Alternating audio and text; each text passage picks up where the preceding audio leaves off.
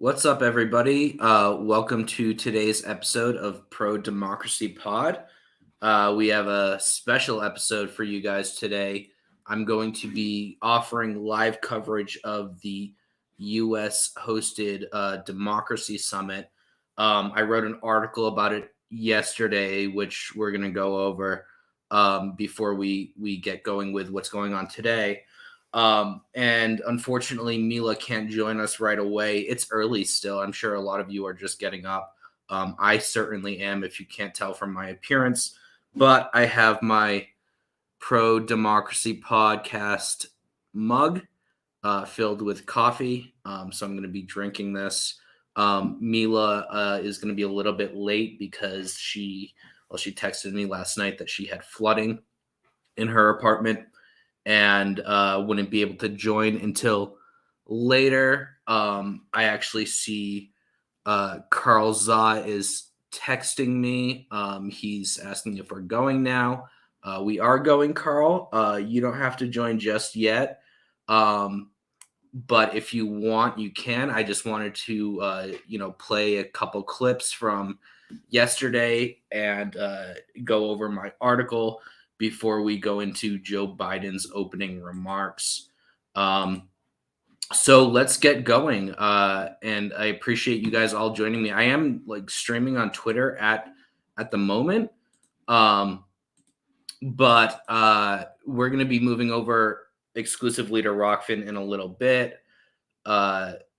It's going to be a free episode. We're doing this and trying to, raise some awareness about our show because we're doing really good things over there. So we want all of you to be, aware of the show. And that way, so today's episode's free. We're going to be doing a marathon episode and basically going over a lot of the speeches that are given today and offering our commentary, our views on it. So I'm going to get started with actually, you know what? Because there were some technical difficulties and my stream didn't start right away, so it clipped out like a few minutes. So I'm just going to send out the new link that all my guests have to join from right now so that there's no confusion when they try to join. Okay, so here we go. Everything's in order. We have a few viewers already. Thank you for joining, guys. So I'm gonna go over. First, I want to play. This clip from Anthony Blinken.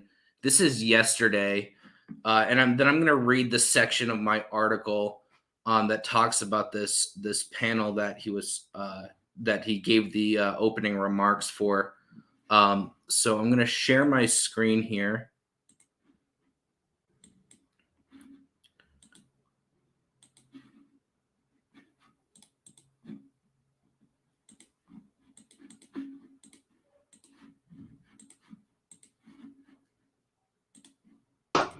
Hey, Alex.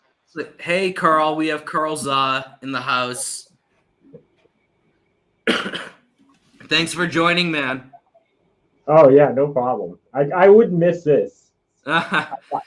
So you're a little bit earlier than I needed you, but that's okay. I still appreciate you, Carl. And again, I don't know. You look a lot better than I do right now because it's like 8 here, and I have red spots on my face from sleeping funny on the pillow still. I'm drinking my first coffee. That's why I have my laptop camera with low resolution, so you can't see it. Wow, expert advice. I appreciate it. So how about this? How about instead of going through my article yesterday, which is here, and I try to kind of highlight some of the main flaws in U.S. democracy. But what I'll do is I'll just focus really quickly on the portion that discusses this panel. I have a clip of Anthony Blinken that I want to play. And then I wanted to go over this quick section, and then we can go and we can watch Joe Biden's comments just, 40 minutes ago, because they actually started a little bit before us. But they're having closed door meetings right now, so they're not broadcasting anything. What do you think they're talking about at the closed door meeting? I don't know. They're probably patting each other on the back. How brilliant they are to pull this off. Is this a virtual Zoom meeting, or they're actually meeting together? Like they're actually flying? No, I mean I saw just to kind of like spoiler alert, Blinken and Biden were in the same room. So okay. We know Biden's not doing it from his basement in Delaware. But it is a glorified Zoom call, right? What's the point? I mean, what's the point of even having this meeting? But go ahead, do your show. I'm just gonna sit back and drink my tea. Okay, so we'll start off with this this speech from Blinken yesterday. So, I mean, basically, the first event at this summit was called Media Freedom and Sustainability. And the panel discussed, it featured opening remarks from Anthony Blinken, as well as his Dutch and Canadian counterparts. So it was co-hosted by 3 countries, the US, the Netherlands, and Canada. I mean, I think it goes without saying that it's bitterly ironic that the United States is hosting a panel on media freedom as it prosecutes Julian Assange for the crime of journalism that exposed war crimes of the empire. So, it was billed as like, quote, trying to answer the question, how can the international community do more to protect journalists as well as reduce the vulnerability of independent media to closure and economic and political pressure. So I'm going to play this brief clip. In it, I noticed Blinken kind of like co-opted some of the language of racial justice. He said that like news deserts were a problem, which is kind of like a play on the term food desert. And then he started talking about at-risk journalists, which is like, at-risk youth. So it's all very cynical.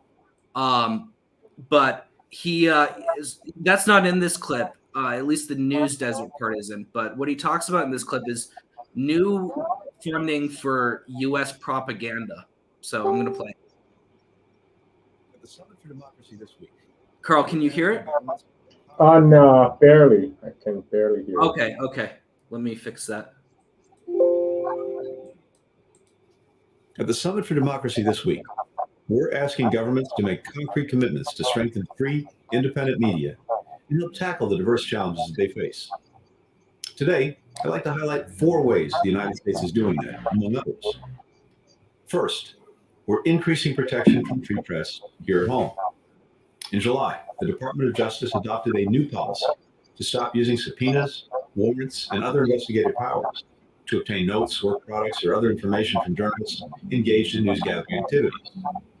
Second, at the summit, we are announcing significant new investments to support independent media and financial freedom.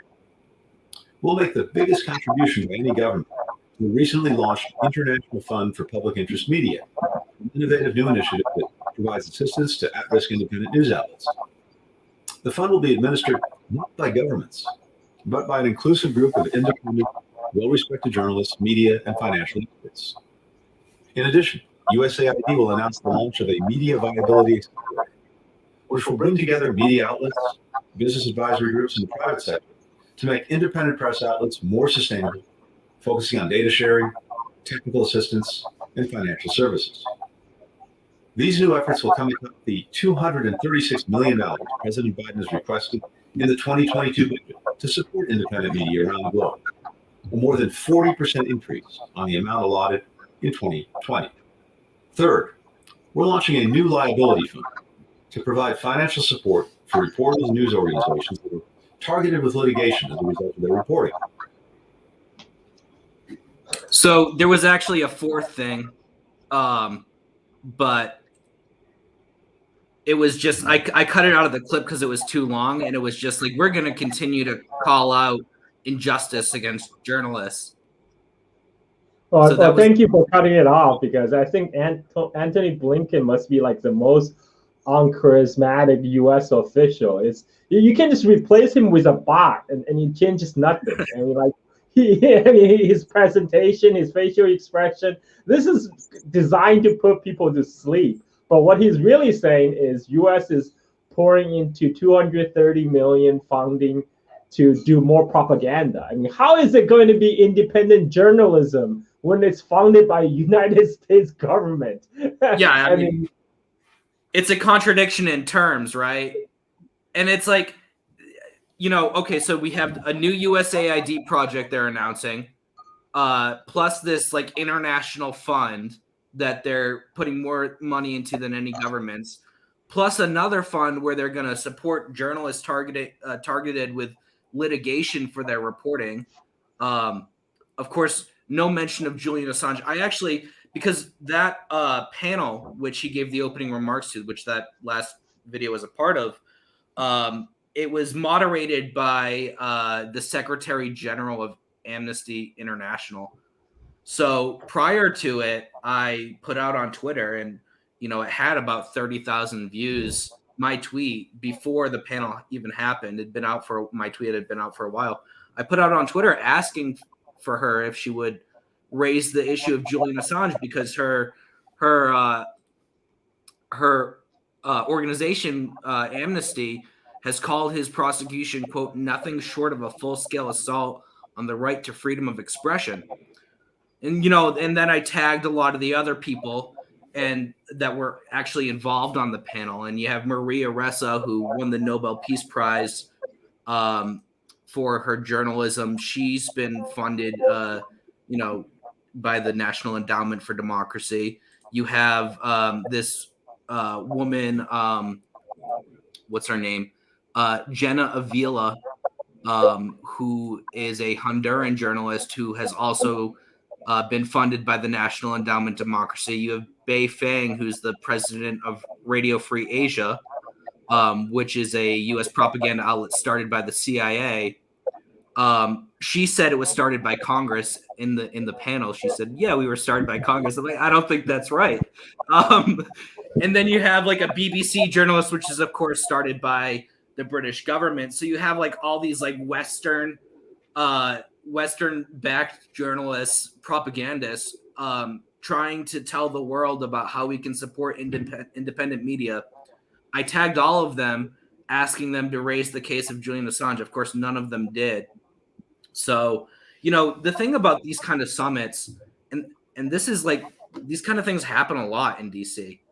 This one's virtual because it's the COVID era, and the Biden people don't want to leave the White House if they don't have to. But you would think that for a summit ostensibly about independent journalism, they would actually invite some independent journalists. Right. Instead of all these people working at the mouthpiece of state media, first Radio Free Asia, BBC, they're all state media. Yeah. None of them independent. And then Maria Ressa, who's been funded by the NED, and this Honduran journalist who's also Contra Corriente is her outlet. They've gotten NED funding. She actually said that their business model was revolutionary during the panel.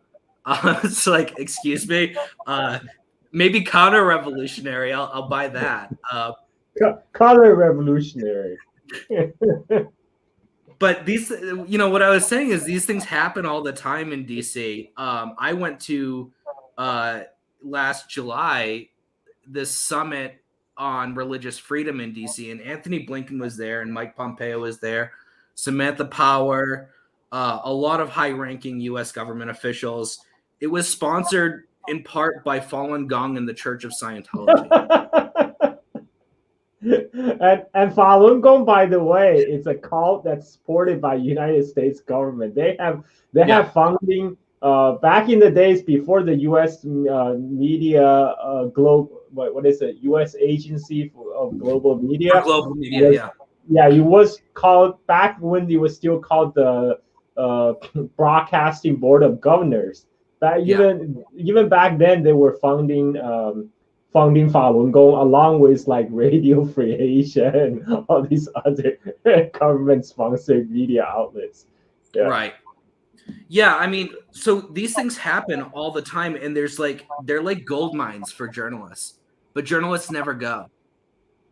It's shocking, it's shocking to me. Like here we have It's more like government press release. Yeah. No, but Literally.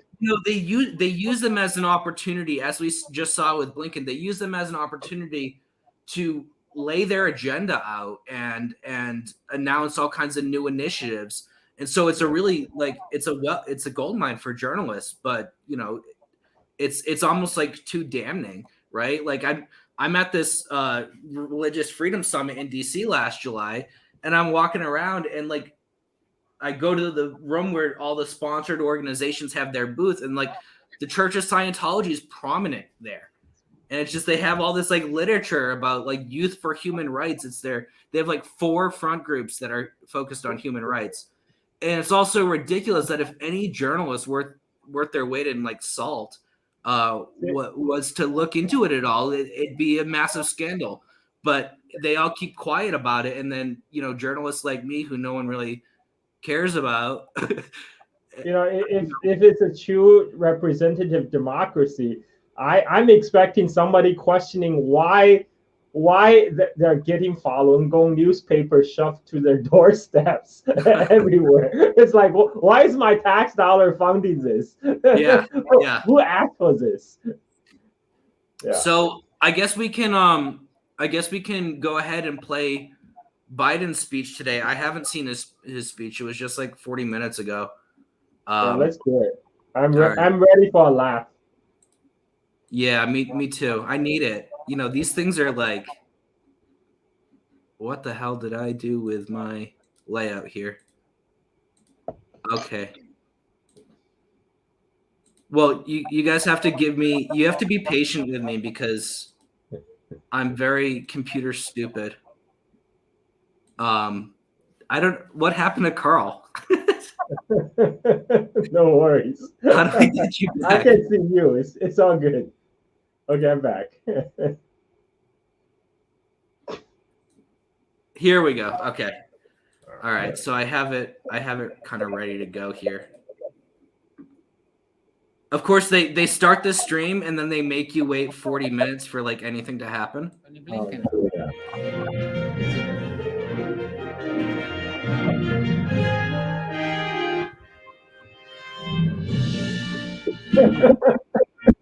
So it's just 2 of them? Yeah. Summit for Democracy. And I like how Biden walks in with the mask on, but he takes it off when he gets there. Like he's at a restaurant. Hello, everyone. Buenos días a todos. Bienvenidos a la primera cumbre. Oh, this is Spanish. Yeah. I pulled up the Spanish version. Okay. Oh, so they actually do real-time translation. Okay. Yeah. In a lot of languages too. Yeah.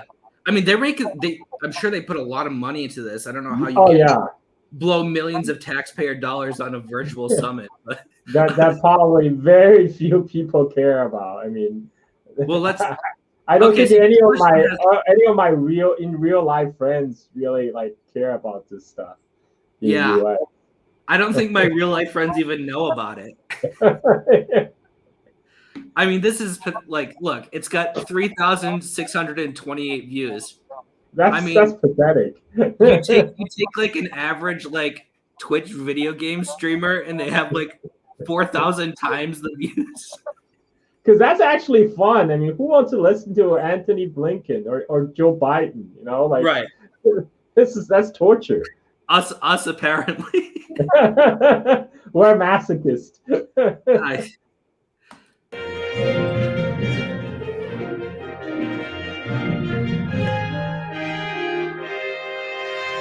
Yeah, I love that. It's like he's going into a restaurant. But Blinken didn't walk in with the mask on.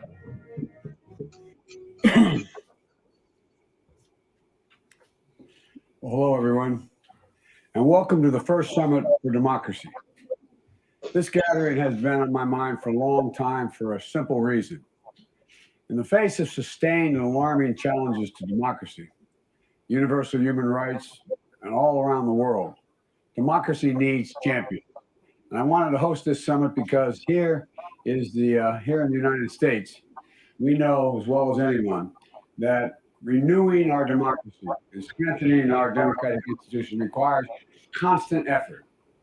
American democracy is an ongoing struggle to live up to our highest ideals and to heal our divisions, to recommit ourselves to the founding idea of our nation, captured in our Declaration of Independence, not like many of your documents. We say, we hold these truths to be self-evident, that all women and men are created equal, endowed by their Creator with certain inalienable rights, among them life, liberty, and the pursuit of happiness. Democracy doesn't happen by accident. We have to renew it with each generation. And this is an urgent matter on all our parts, in my view. Because the data we're seeing is largely pointing in the wrong direction. Freedom House reports in 2020 that marked the 15th consecutive year of global freedom in retreat. Another recent report from the International Institute of Democracy and Electoral Assistance noted more than half of all democracies have experienced a decline in at least one aspect of their democracy over the last 10 years, including the United States. And these trends are being exacerbated by global challenges that are Where's his more teleprompter? than ever, and which require shared efforts to address these concerns. By outside pressure from autocrats, they seek to advance their own power, export and expand their influence around the world, and justify the repressive policies and practices as a more efficient way to address today's challenges. That's how it's sold. By voices that seek to fan the flames of social division and political polarization. And perhaps most importantly, and most worrying of all, by increasing the dissatisfaction of people all around the world with democratic governments that they feel are failing to deliver for their needs. In my view, this is the defining challenge of our time. Democracy, government of the people, by the people, for the people, can at times be fragile, but it also is inherently resilient. It's capable of self-correction and it's capable of self-improvement. And yes, democracy is hard. We all know that. It works best with consensus and cooperation. When people and parties I see Modi in the bottom left. and find ways to work together, things begin to work. But it's the best way to unleash youth potential and defend human dignity and solve big problems. And it's up to us to prove that. Democracies are not all the same. We don't agree on everything, all of us in this meeting today. But the choices we make together are going to define, in my view, the course of our shared future for generations to come. And as a global community for democracy, we have to stand up for the values that unite us. We have to stand for justice and the rule of law, for free speech, free assembly, for free press, freedom of religion, for all the inherent human rights of every individual. My late friend, Congressman John Lewis, is a great champion of American democracy and for civil rights around the world, learning from and gaining inspiration from other great leaders like Gandhi and Mandela. With his final words as he was dying to our nation last year, he reminded our country, quote, democracy is not a state, it's an act. Democracy is not a state, it is an act. So over the next 2 days, we're bringing together leaders from 100 governments alongside activists, trade unionists, and other civil society, leading experts and researchers and representatives from the business community, not to assert that any one of our democracies is perfect or has all the answers, but to lock arms and reaffirm our shared commitment to make our democracies better, to share ideas and learn from each other, and make concrete commitments for how to strengthen our own democracies, push back on authoritarianism, fight corruption, promote and protect human rights of people everywhere, to act. This summit is a kickoff of a year in action for all of our countries. To follow through on our commitments and report back next year on the progress we've made. And as we do this, the United States is going to lead by example, investing in our own our own democracy, supporting our partners around the world at the same time. In the early stage of my administration, we pursued a broad-based agenda to prove that American democracy can still do big things and take on challenges that matter most. That's why we immediately passed the American Rescue Plan to get shots in people's arms as fast as possible at home and around the world. Let's get this pandemic under control and to stimulate inclusive and lasting economic recovery. It's also helping to drive global growth. Last month, I was proud to sign a bipartisan piece of legislation, a true act of consensus between Democrats and Republicans and our country, the Infrastructure Investment and Jobs Act. This legislation will make a generational investment to deliver what people need most in the 21st century: clean water, safe roads, high-speed broadband internet, and so much more. All of which strengthens our democracy by creating good-paying union jobs that will translate to lives of opportunity and dignity for working people, with better access to the tools and resources that we need to thrive. And soon, I hope to sign into law a bill we call the Build Better Plan, which will be an extraordinary investment on our people and our workers, and give American families just a little more breathing room to deal with the problems and our opportunities. Our domestic agenda will be focused on delivering for the needs of the American people. How long must this go on? I'm sorry, like I've been sitting here trying to listen to him, but he said a lot of words. So far, what the hell has he exactly said? I mean, like I know.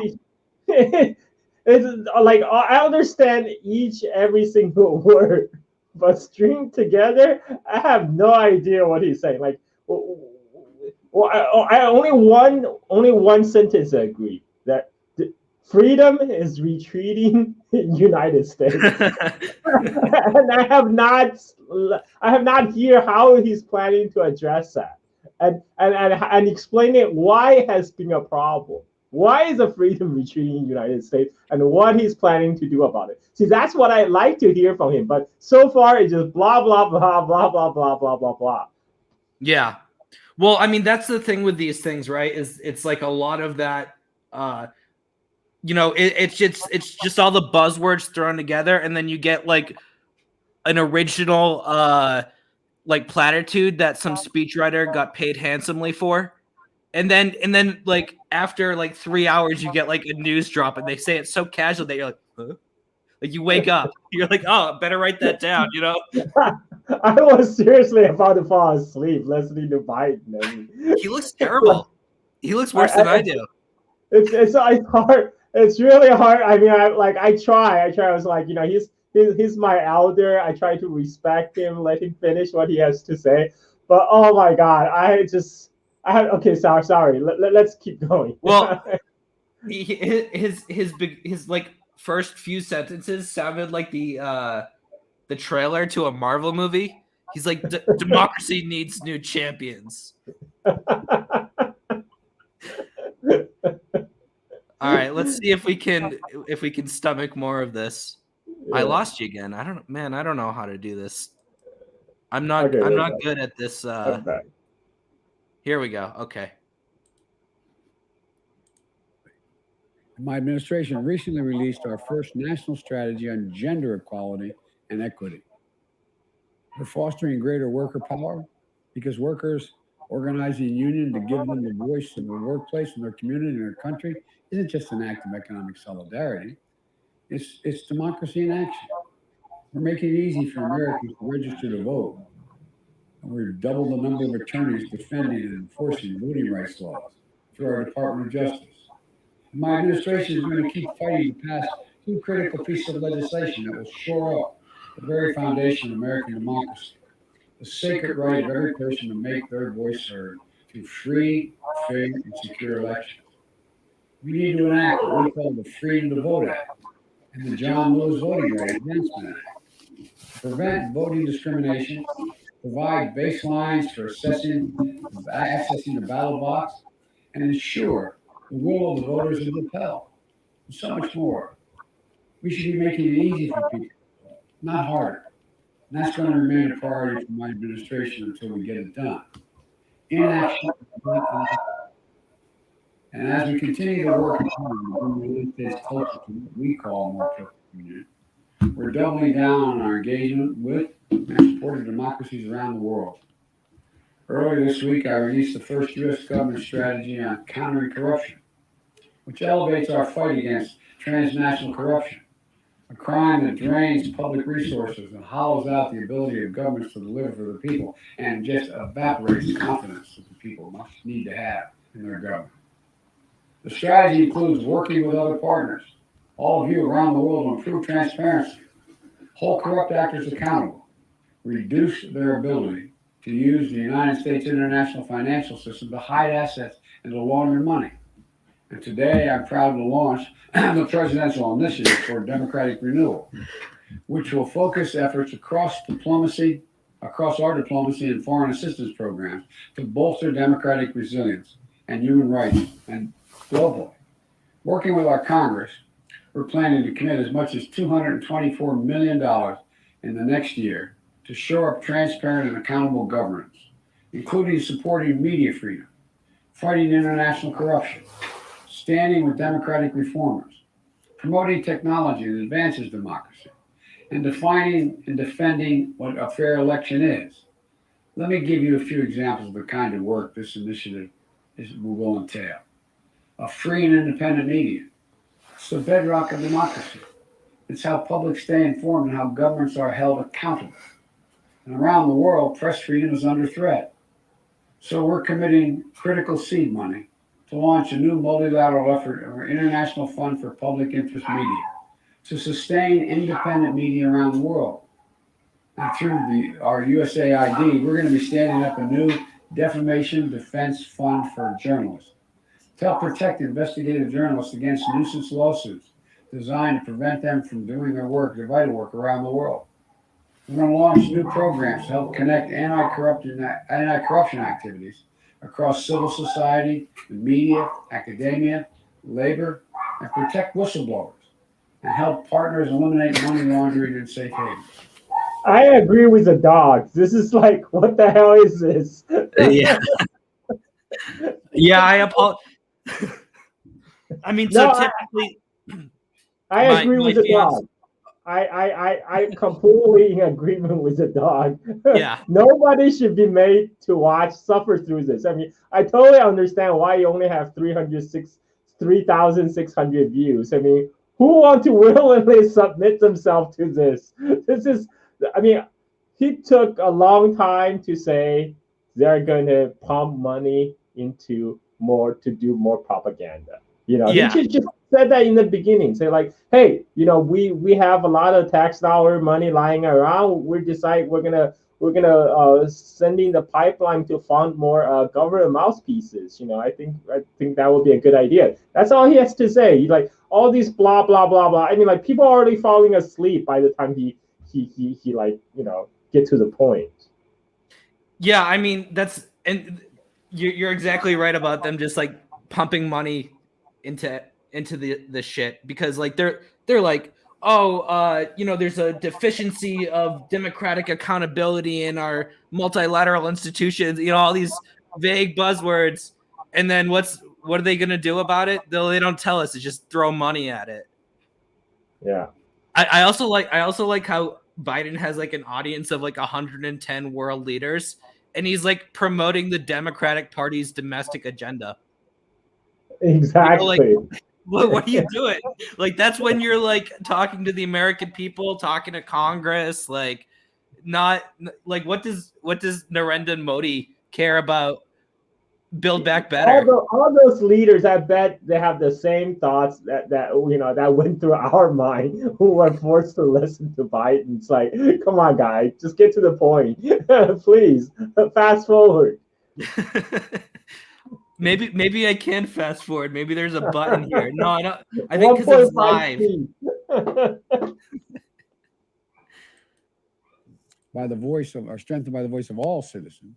This presentation includes programs to advance women and girls in civic engagement and political leadership, empowering the LGBTQ community, individuals.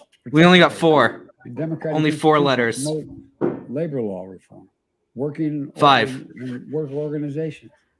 It includes new lines of efforts with our partners to address online harassment and abuse and reduce the potential for countries to abuse. All right, Carl, you have to stop the trolling. The United States is going to pour its resources into stemming online harassment and abuse. Use new technologies, including surveillance technologies, to suppress the rights of their people to express their views. And we'll stand up to, we're going to stand up 2 rapid response cross-cutting initiatives that support the key goals of this summit: the Fund for Democratic Renewal and the Partnership for Democracy program. It's going to allow the State Department USID to surge funds to support our partners working on democratic front lines around the world. My fellow leaders, members of civil society, activists, advocates, citizens, we stand at an inflection point in history, in my view. The choices we make, in my view, in this moment, are going to fundamentally determine the direction our world is going to take in the coming decades. Will we allow the backward slide of rights and democracy to continue unchecked? Or will we, together, have a vision and the vision, not just a vision, the vision and courage to once more lead the march of human progress and human freedom forward? I believe we can do that, and we will, if we have faith in ourselves and in our democracies and in each other. That's what this summit is about. I'm so looking forward to a productive session and discussions that we'll have over the next 2 days. I'm looking forward to the connections we'll build to support our work moving forward. So let's get to work. Thank you all so very much for your patience. All right. Thank you all so much for your patience. Fitting closing statement. Wow. Yeah, you should thank us for our patience. I really, that was really trying. I'm like really trying to focus to listen what he says, but this is just. Well, he doesn't say anything. He could have said everything in 10 minutes. 10 minutes. Like, what the hell was that? Like, it was just using words to fill the space. Yeah. Why does anybody? This is the kind of thing that makes me miss America First. Because Trump would. Could you imagine Trump doing this? Never. That's true. At least Trump is entertaining. This is just boring shit. I mean, like. Well, Biden already looks like, like, I don't know.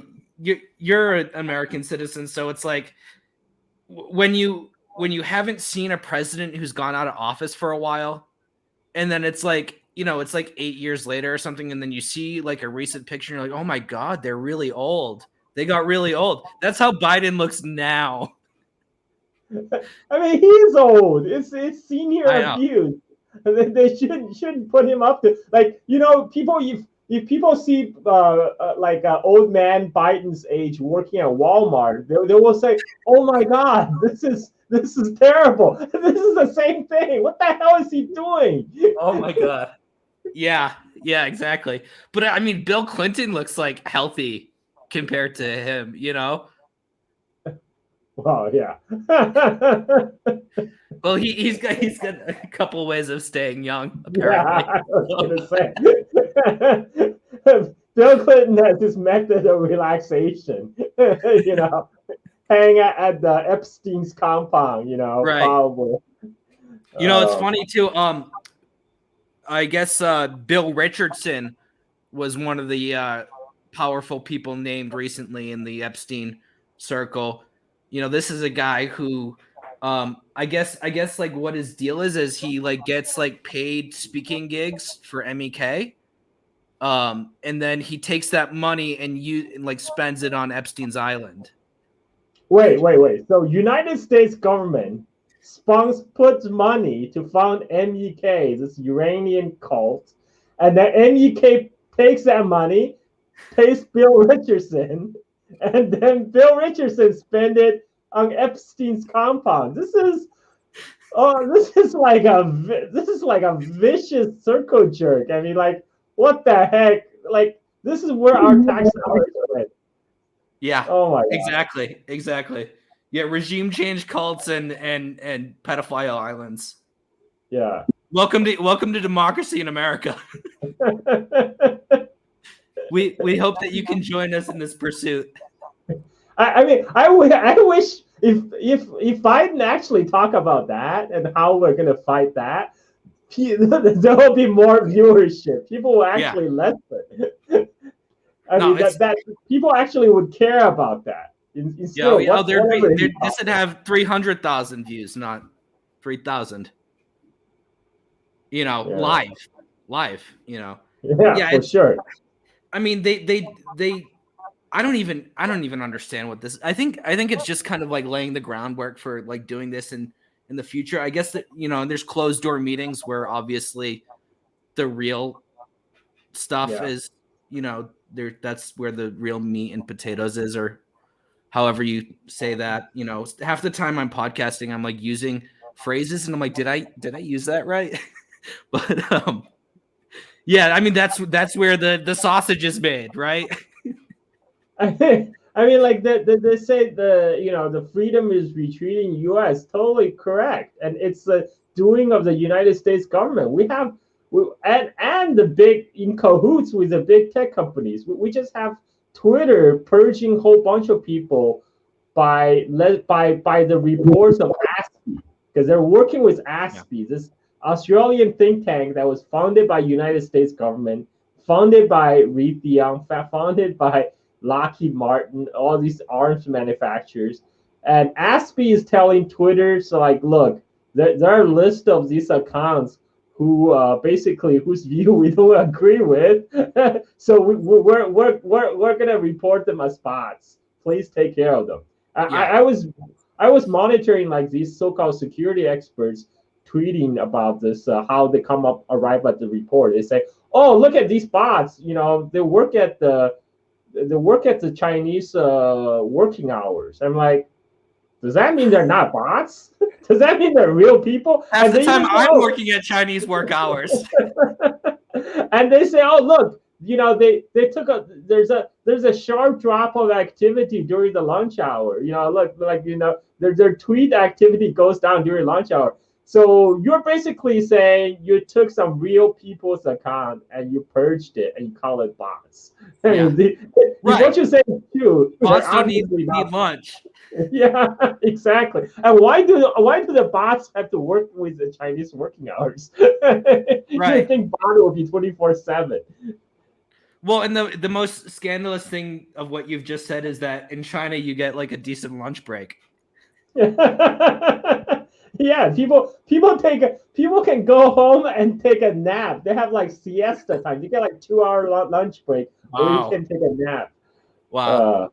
Yeah. I can't tell you how many jobs I've had where you get like 15 minutes, like especially in a restaurant. It's like, all right, go sit by the dishwasher as it runs and eat your fucking hamburger, that we just cooked. And then in China you get a lunch break. Amazing. Yeah. All right, so let's see what Blinken has to say, because I think he's coming on next. Oh god. Okay. I'm sorry to put you through this. Hey, you agreed, man. You signed up for this. I did, unwisely. I chose poorly. Strengthen our democracies to meet the challenges before us in this new century. As the president mentioned, we have been very much looking forward to today's discussion, the work that's going to follow from it, on how democracies can deliver better for our people.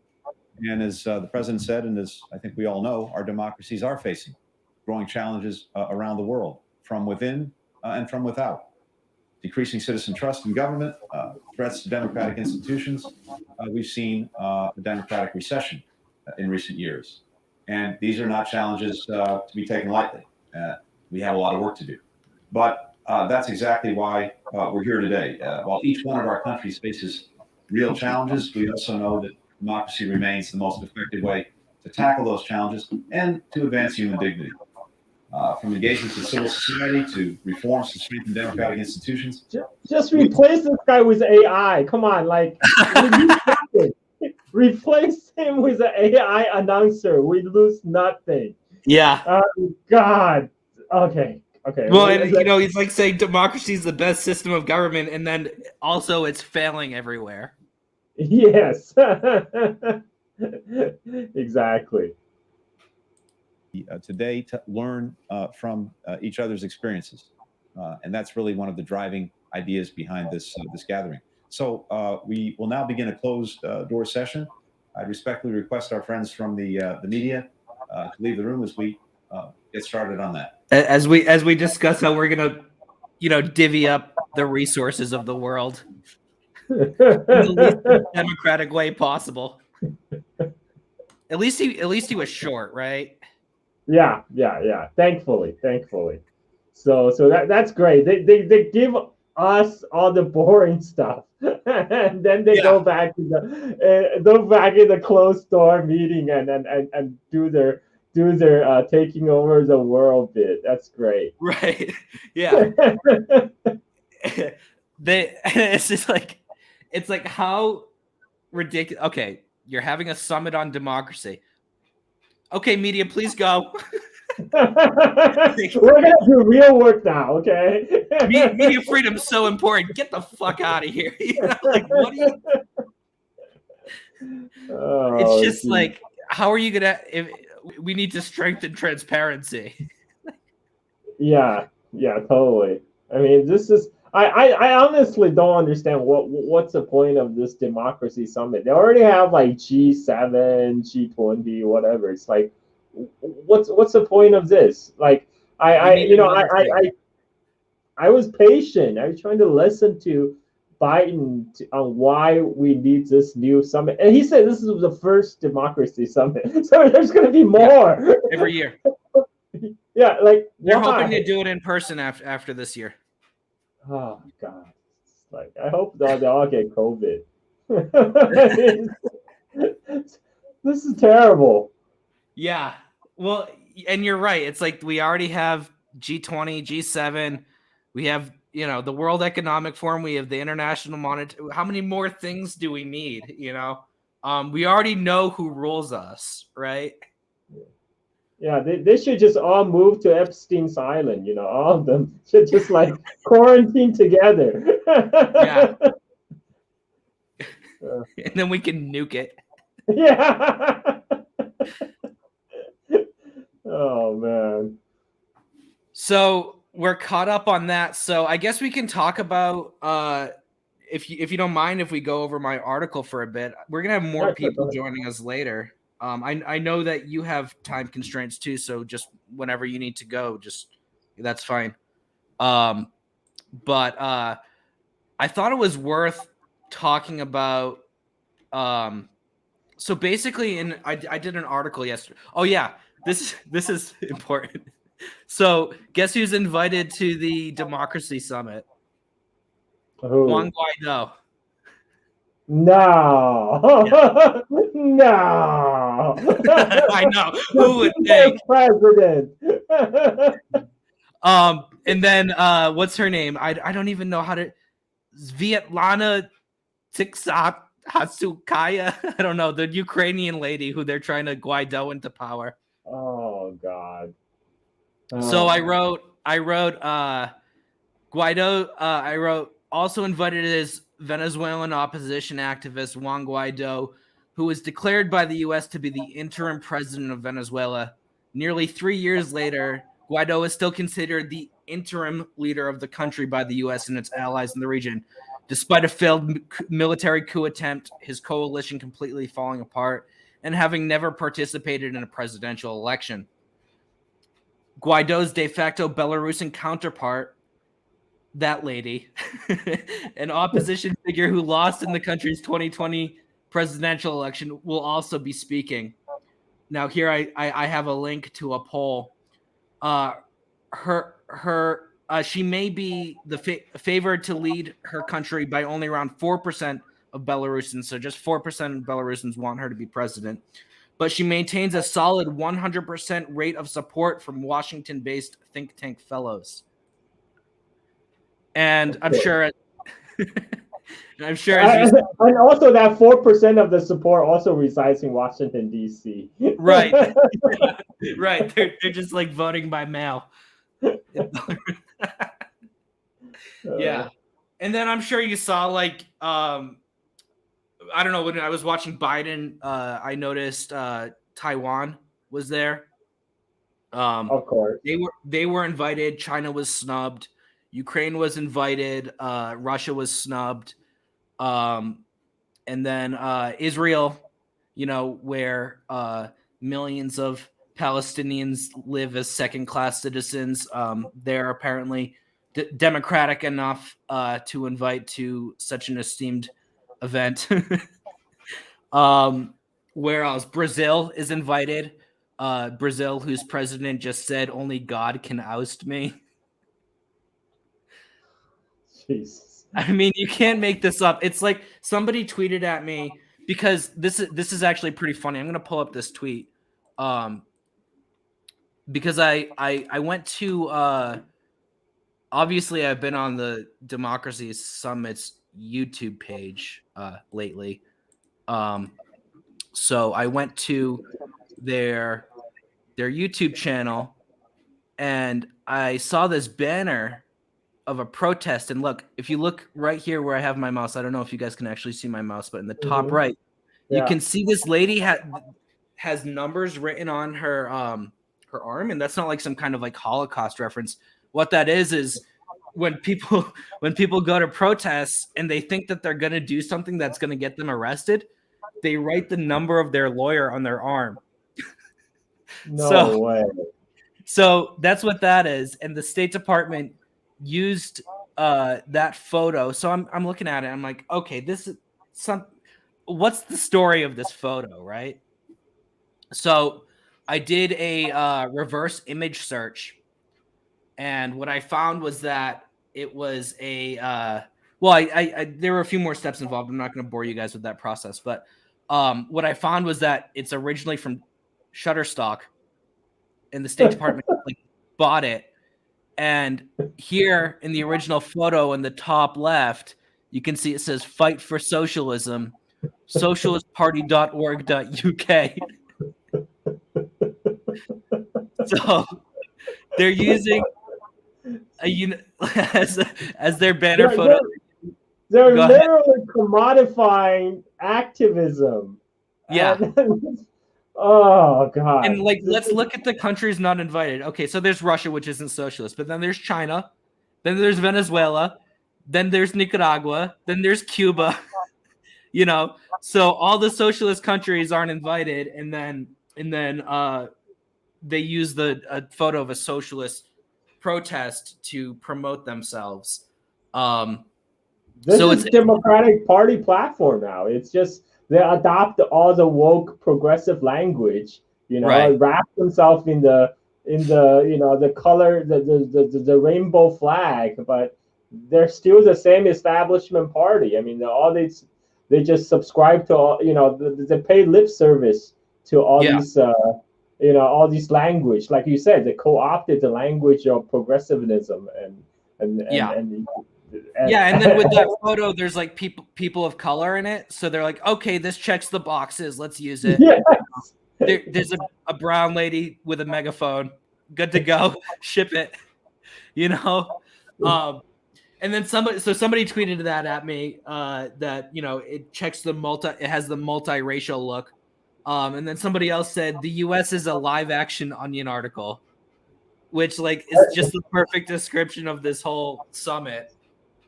I mean, this is they're basically doing what equivalent of they're just gonna declare the Epstein compound to be an inclusive environment where all groups are represented. Oh, it's a safe space. Yeah, exactly. So, and then while the rulers of the world scheme, this is what we get. This nice orchestral music. The Summit for Democracy will resume momentarily after we're done figuring out 50 ways to fuck you. I mean,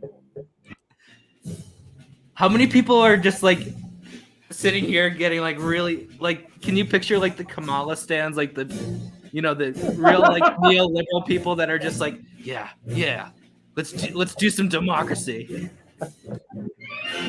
Yeah, I don't think even those people are watching this, man. Come on, these people they just say they just post a tweet or here and there. They don't have the commitment to actually. They wait watch for it. like these hack journalists like Aaron Rupert who just like tweet clips all day to tweet something, and then they like just boost it from their like bot. Exactly. I mean, like there's. Maybe some people heard the music and thought it was like Star Wars, so they're watching. But 282 at this moment. I mean, maybe we have better numbers than that. I mean, like you said, the Twitch gamers at least are entertaining. This is crap. This is crap entertainment. And it's worse because they're out to screw you. At least when you watch Twitch gamer, you're just the worst you could do is wasting your time. Yeah. But yeah, what they do have real world consequences, unfortunately. Yeah, I mean, one thing I wrote in my article was that when the U.S. says that they want to promote democracy, everybody needs to hide, right? That's when you hide. So let's hope that this summit has more bark than bite, because the track record is not good. Yeah, I mean, what is democracy summit anyway? Like, U.S. is not a real democracy. When was the last time the U.S. government have represented the will of the people? Right. That's worth bringing up too. I talked about that in my article. There was a 2011 study from Princeton University, and I'll put this up on my screen so you guys can see it. Here we go. So this is from that study, this graphic here. And what they did is they took like more than 1,000 policies and polling and like kind of just like that had economic income data on respondents. And what they found is that if you're an average citizen, maybe middle class or poor or maybe slightly upper class, if 0% favored the policy change, this is the likelihood here of where of how likely it is that policy change will be enacted. And as more and more people support that policy change, there's no change in the likelihood of it being enacted. Now, compare that to the preferences of economic elites, and you see a much different story. And the same thing with special interest groups, or these are specifically business interest groups. So I think the most fundamental conception of democracy that I have is that like majoritarian rule, right? Like the will of the common man is carried out by the government. And we have a very opposite situation in the United States where it's the will of the economic elite. So that's an oligarchy. I just did a quick search on Joe Biden's approval numbers. I'm actually surprised. I'm actually surprised he has like 40%. I'm like, wow, that's higher than I expected. Somebody need to check those numbers. I don't think he has 40% approval rating. It's 40. Yeah, it's 42.8%. That's too high. That's That's actually worse than most recent presidents besides Trump, because I talked Yeah. about that in my article too. And then, how about this? How about the fact that I have this in my article. Let me pull it up. We have the issue of average people basically having absolutely no political power. We have gerrymandering, which I wrote makes electoral districts look more like Etch-a-Sketch drawings than cohesive or meaningful population groups. We have because of gerrymandering, total non-competitiveness in House of Representative races. In 2020, only 10% of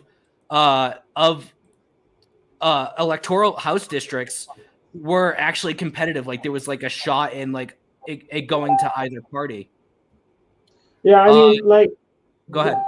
Like I was actually surprised. Like Biden actually said they're going to try to address these issues, but his solution was just to make it easier for people to access poll to go to the voting booth. I mean, like, why is he talking about that in the so-called democracy summit with all these world leaders? It's like, I mean, like he made it like this is they're coming here to do some momentous thing, and they're just doing the basic. I mean, right. to help. We're talking about John Lewis. None of these people know who John Lewis is. Exactly. They don't care. Yeah. So public perception and electoral integrity is low in the United States, where we rank 57 out of 165 countries. That's before 2020. So before Trump said that, the election was stolen from him. Look at this. Because there is no official count of how many U.S. citizens in total are eligible to vote, the best figures we can get are from independent analysts. That doesn't sound very democratic or transparent. The most authoritative of them is Dr. Michael McDonald, professor of political science at the University of Florida, who runs the United States Election Project. According to his research, 292 million people in the U.S. were eligible to vote in 2020 presidential election. Yet, according to his project, only 66.2% of the voting eligible public voted in the presidential race, meaning that slightly more than a third of eligible voters didn't vote at all. So, I mean, they say that like all these other countries, their electoral systems are flawed, but they consistently have higher turnout rates than we do. This 2020 election, where more than a third of eligible voters didn't vote, had the highest turnout in 120 years. The highest turnout rate. Why should people turn out? I mean, like when the choice is between Trump and Biden, how are you gonna get people excited to go out to vote? I mean, like you actually have to interrupt your daily routines, take time to go vote, and when you basically we just have presented with two sucky choices. It's why why and on top of that, what has meaningful change has Biden administration brought since it assumed power? Yeah. What substantive changes have they done? All the promises. He pulled that awful trick where he said, "Oh, we're gonna." I forget the exact number values, but he said we're gonna give you, like $2,000 or something, right? And then he added. He only gave you like a portion of that and said, "Oh, well, this is if you add this with the money that we gave you before, then it's 2,000." Do you remember that? I feel like it's going to be hard for people to forget that, because the money that he added, that he said added on to what he was giving you to reach that amount that he promised, that came under Trump. If you add up the two checks that we got under Trump versus the one check we got under Biden, Trump gave us more money. It's true. So I'm not surprised that. And on top of that, they just approved like what more than $700 million defense budget, more than Biden asked for, and that's what our Congress approved in a time when a lot of the people, especially young people in the country, are still suffering. Yeah, I mean, especially like people who aren't college educated, you know, Yep.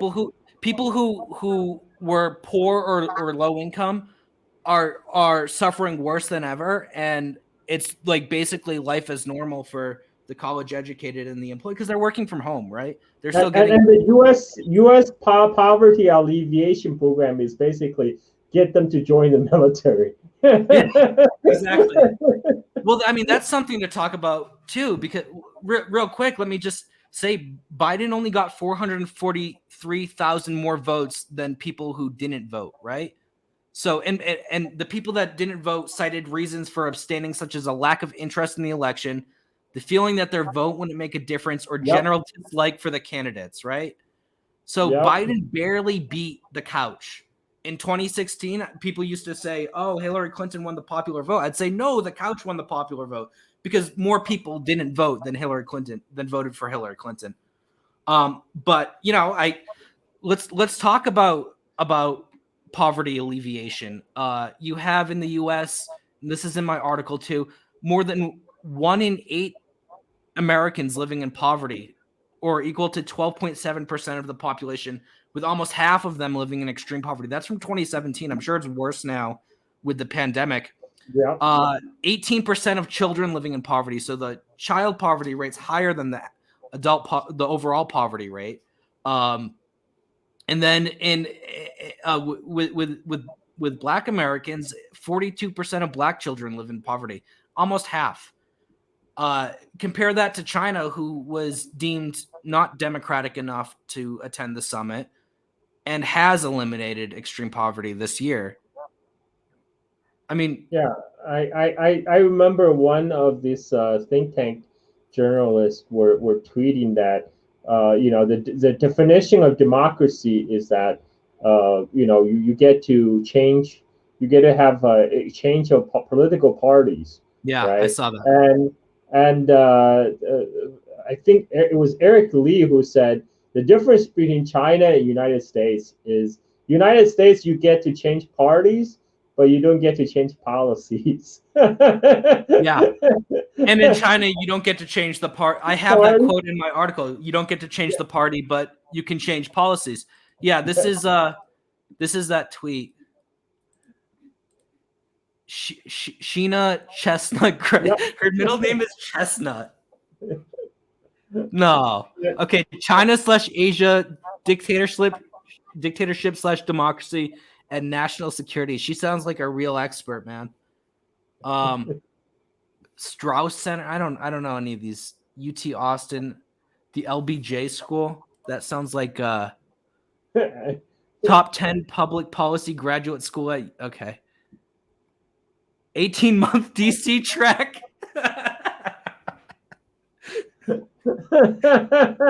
We can turn you into a swamp creature in 18 months. Wow.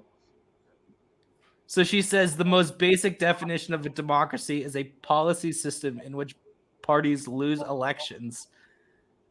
Oh my God.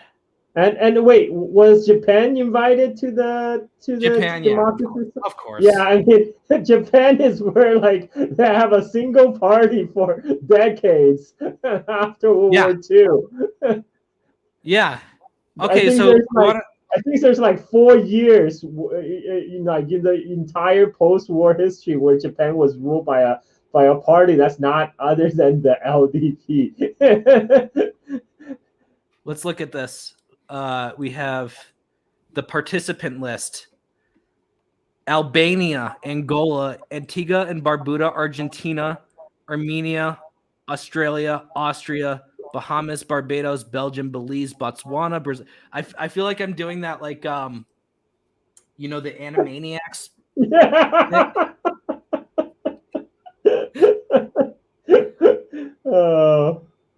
Colombia, of course. Colombia, yes. Democratic Republic of Congo, where they have the right to guaranteed employment for all children in a cobalt mine. You have Dominican Republic, Ecuador, the European Union, and I guess that's a country. France, which is part of, in Germany, which are part of the European Union, but okay. That just means more bureaucrats, like all Yeah. these bureaucrats from Brussels gets to attend. That's what it means. Okay, yeah, of Israel, course. Japan, here's Japan, And, yep. Kosovo, Kosovo, yes. Fail state. fake state. Yeah, fail pseudo state. Uh, Oh boy.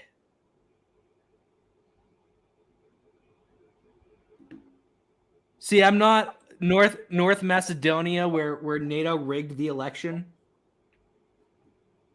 oh, jeez. I mean, okay. I love it. They have Maria Ressa, who's like this anti-government activist, and then they have the government of the Philippines. Yes, yes, yes, yes. Maybe they're trying to like facilitate a dialogue or something. Yeah, who knows? South Korea. Yeah. I guess South Korea is not so bad under Moon, right? So, yeah, I mean South Korea, yeah, exactly. At least it's not under the right-wing government right now. So let's see. Go down the list. The South Korean right wing is like really off the rails. Yeah. Okay. So they invited Taiwan, but United States government still don't recognize, still don't officially even recognize Taiwan, but they invited it. Okay. This is the country where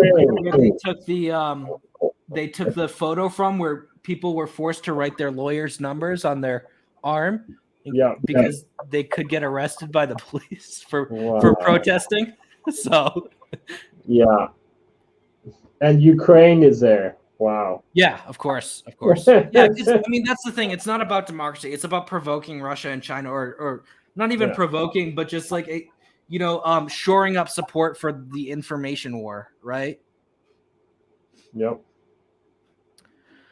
Okay, let's see if we have more from the Democracy Summit.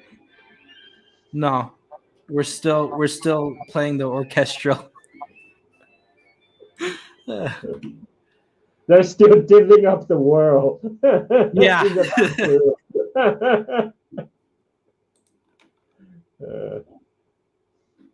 I mean, it's funny too because like it's almost like this was like half-assed because I was writing the article about this and they didn't release the schedule until like late on Wednesday. I'm sorry, late on Tuesday, like Tuesday night. So I was like, I finished the piece and then I was gonna file it in the morning for edits, and then in the morning I'm like, okay, well the summit started. Well, I see. I thought this Democracy Summit was already over. when you sent me the schedule, I realized, it hasn't started. I wish it was already over. Oh, I mean, it's just like nobody knows what's it really about. I mean, why they need it, and it's Biden doesn't even know where he is. Oh. So we have Summit for Democracy remarks and releases here on the State Department. Oh, fact sheet announcing the presidential initiative for democratic renewal. Okay. I want to look at this DOD one. Do you mind?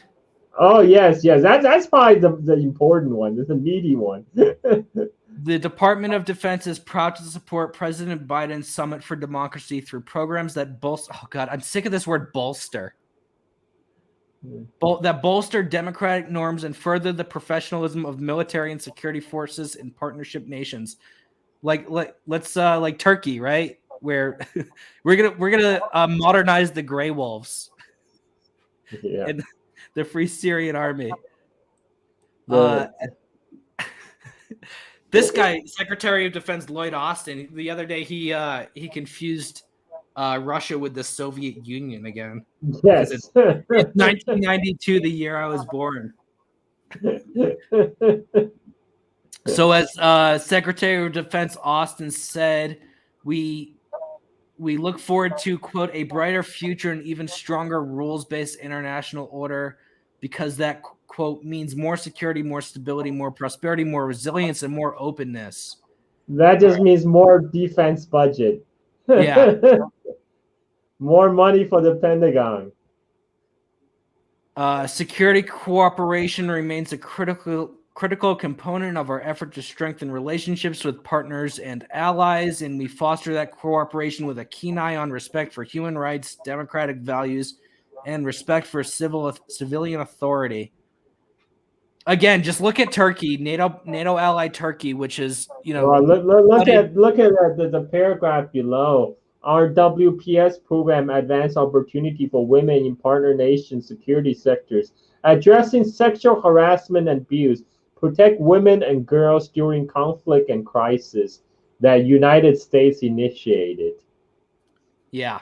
That's what I mean that's the thing, right? It's like the military is like a cesspool of sexual harassment.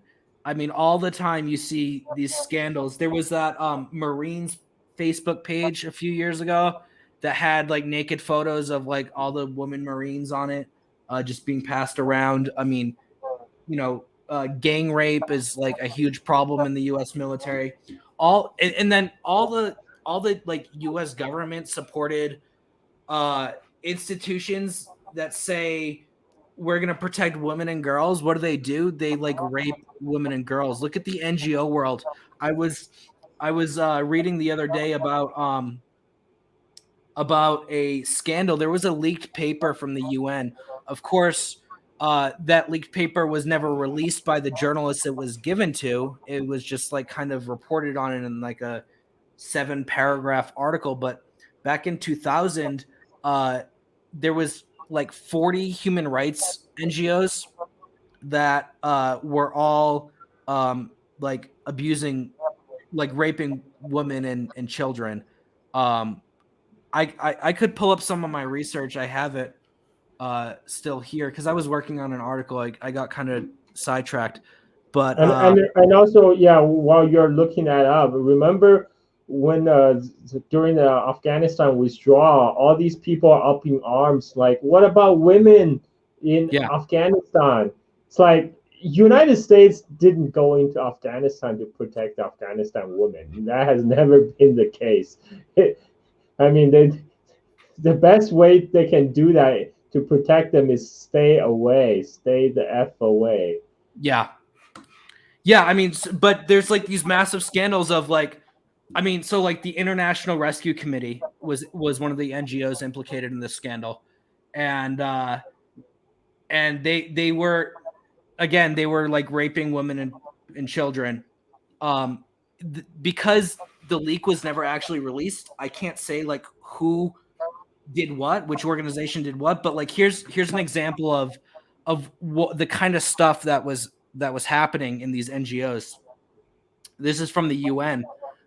Case 2, a 14-year-old refugee girl from Sierra Leone was raped in a refugee camp in Guinea early in 2002. The investigation team established that offenders, a Sierra Leonean refugee and a Ghanaian NGO staff member, were responsible. In the course of her interview, the victim described in detail how the Ghanaian NGO offender, while on duty in the refugee camp, spotted her and requested his friend, the Sierra Leonean, to approach her on his behalf to solicit a sexual relationship. She declined. Later that day, the Sierra Leonean refugee called to her as she was walking past his hut, saying that he had a message for her. When she paused, he pushed her inside in his hut where the NGO offender was waiting. She was restrained and violently raped by the NGO worker. So widespread across 40 human rights NGOs, we have this rape issue. None of them were punished for it.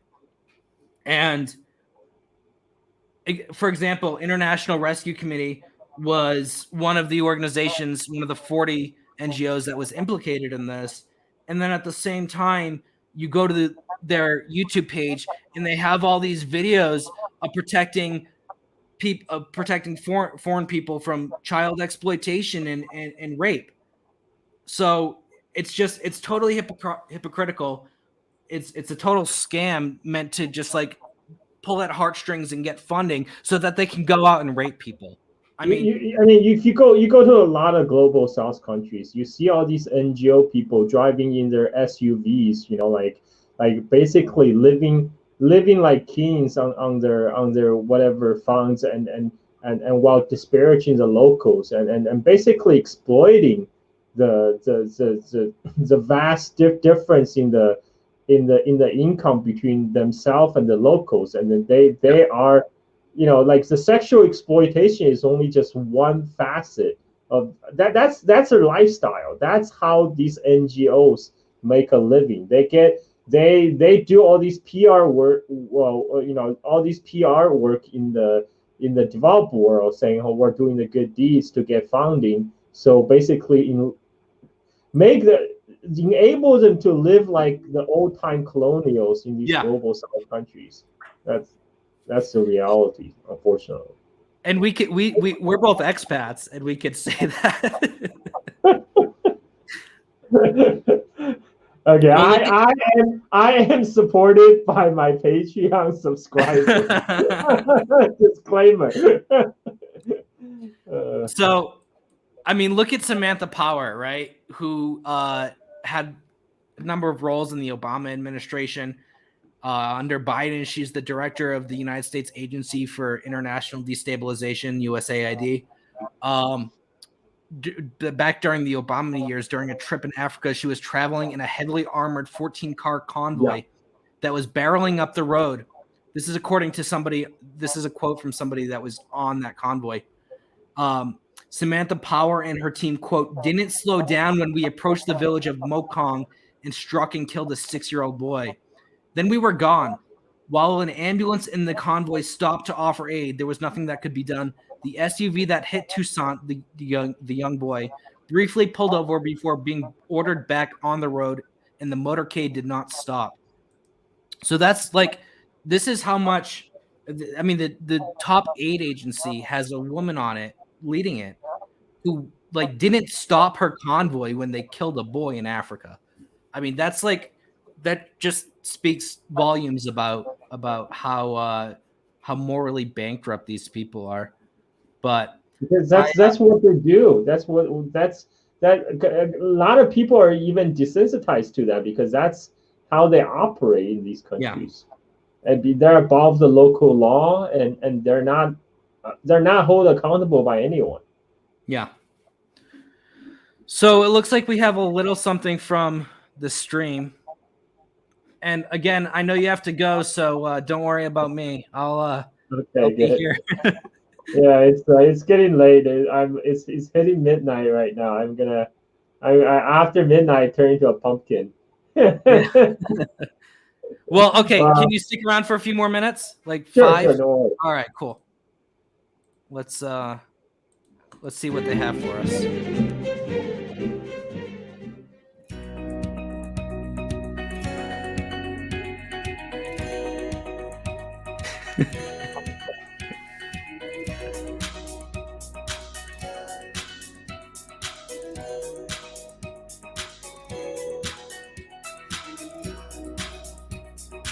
This is like that mean image. You know what I'm talking about? The Democrats bombing with the rainbow flag. Oh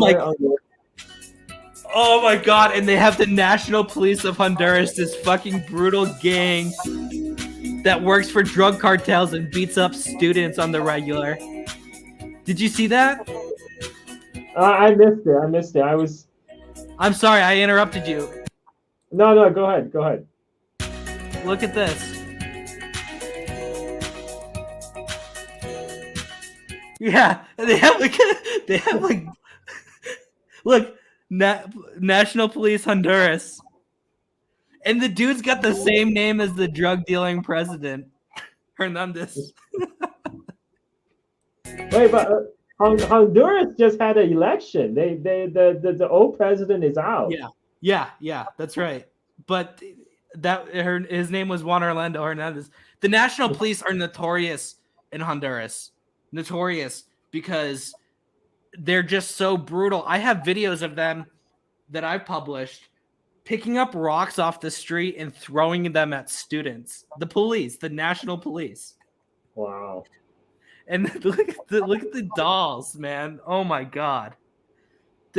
Hold on, I'm gonna tweet this to promote our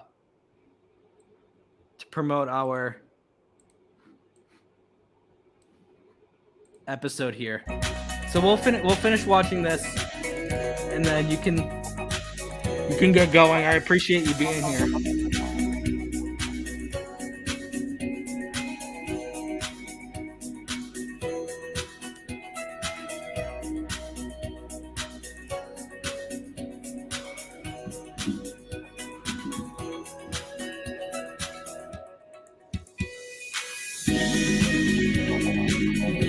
USA ID. Oh my god.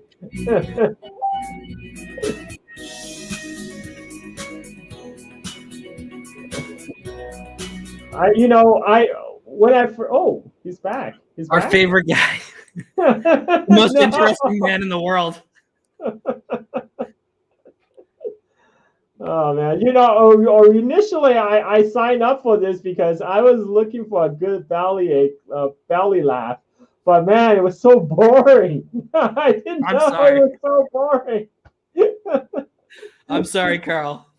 No, it's good. It's all good. It's good. Yeah, it's moment like this when you miss Trump. I know. At least Trump was entertaining. These guys just bore you to death. Oh my god.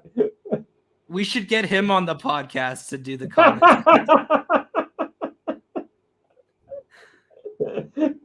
Oh god. All right, man. Well, thanks for joining. I do appreciate Thank you it. for having me. All right. Thanks, Carl. Yeah, I'm gonna go turn a pumpkin now. Bye-bye. And that's Carl Za of the Silk and Steel podcast. You can follow him on Twitter at Carl Za and on Patreon. so support him in Indonesia or wherever he is.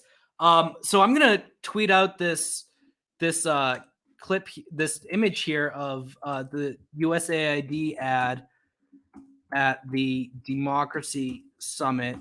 Features the notoriously violent thugs of the Honduran National Police, infamous for brutalizing student activists throughout the U.S.-backed narco regime. I'll say at the behest, because actually they were like kind of unleashed by Juan Orlando Hernandez, the drug trafficking linked president of Honduras, just voted out. We just had an episode about that.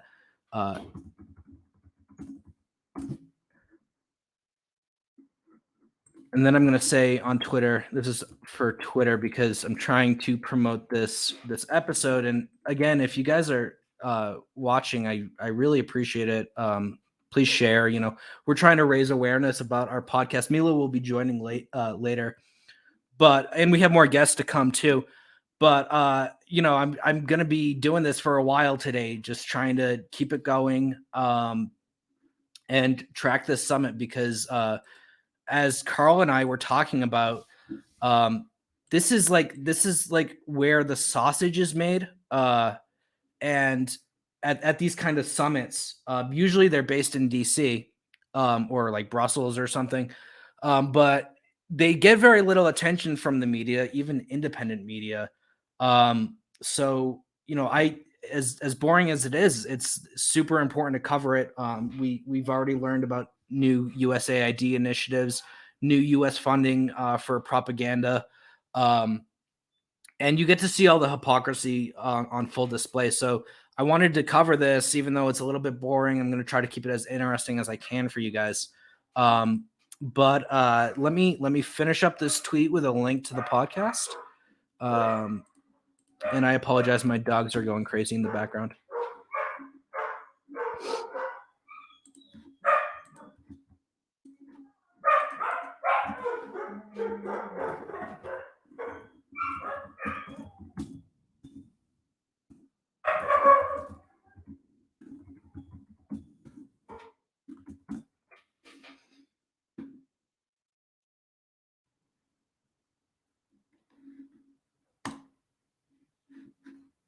All right, so that tweets out.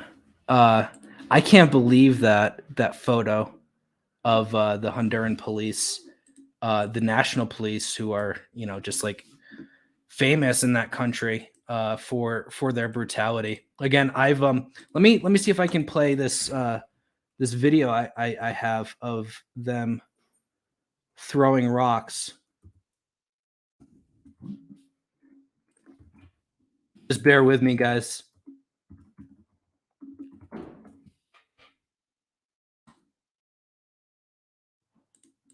Yeah.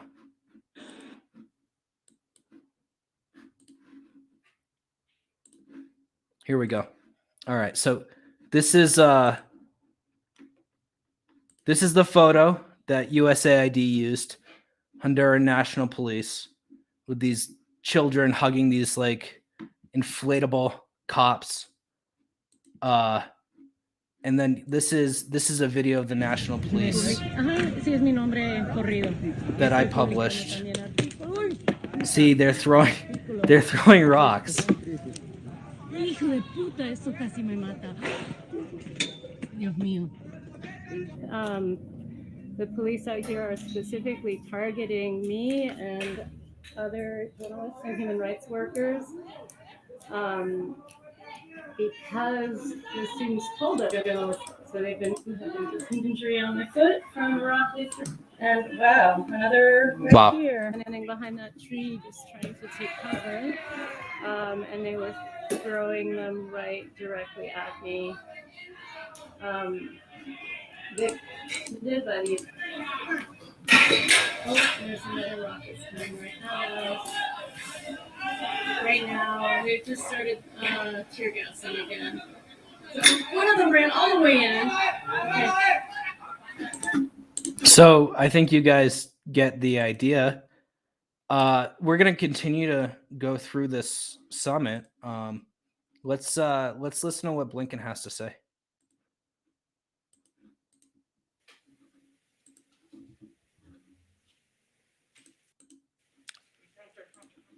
So it's a pleasure to be with everyone this morning, and for some of you this afternoon, this evening, and to introduce two distinguished leaders who will open today's session on bolstering democratic resilience. Each of them is going to offer us, I think, unique vantage points on the challenges and opportunities that we're facing as a community of democracies.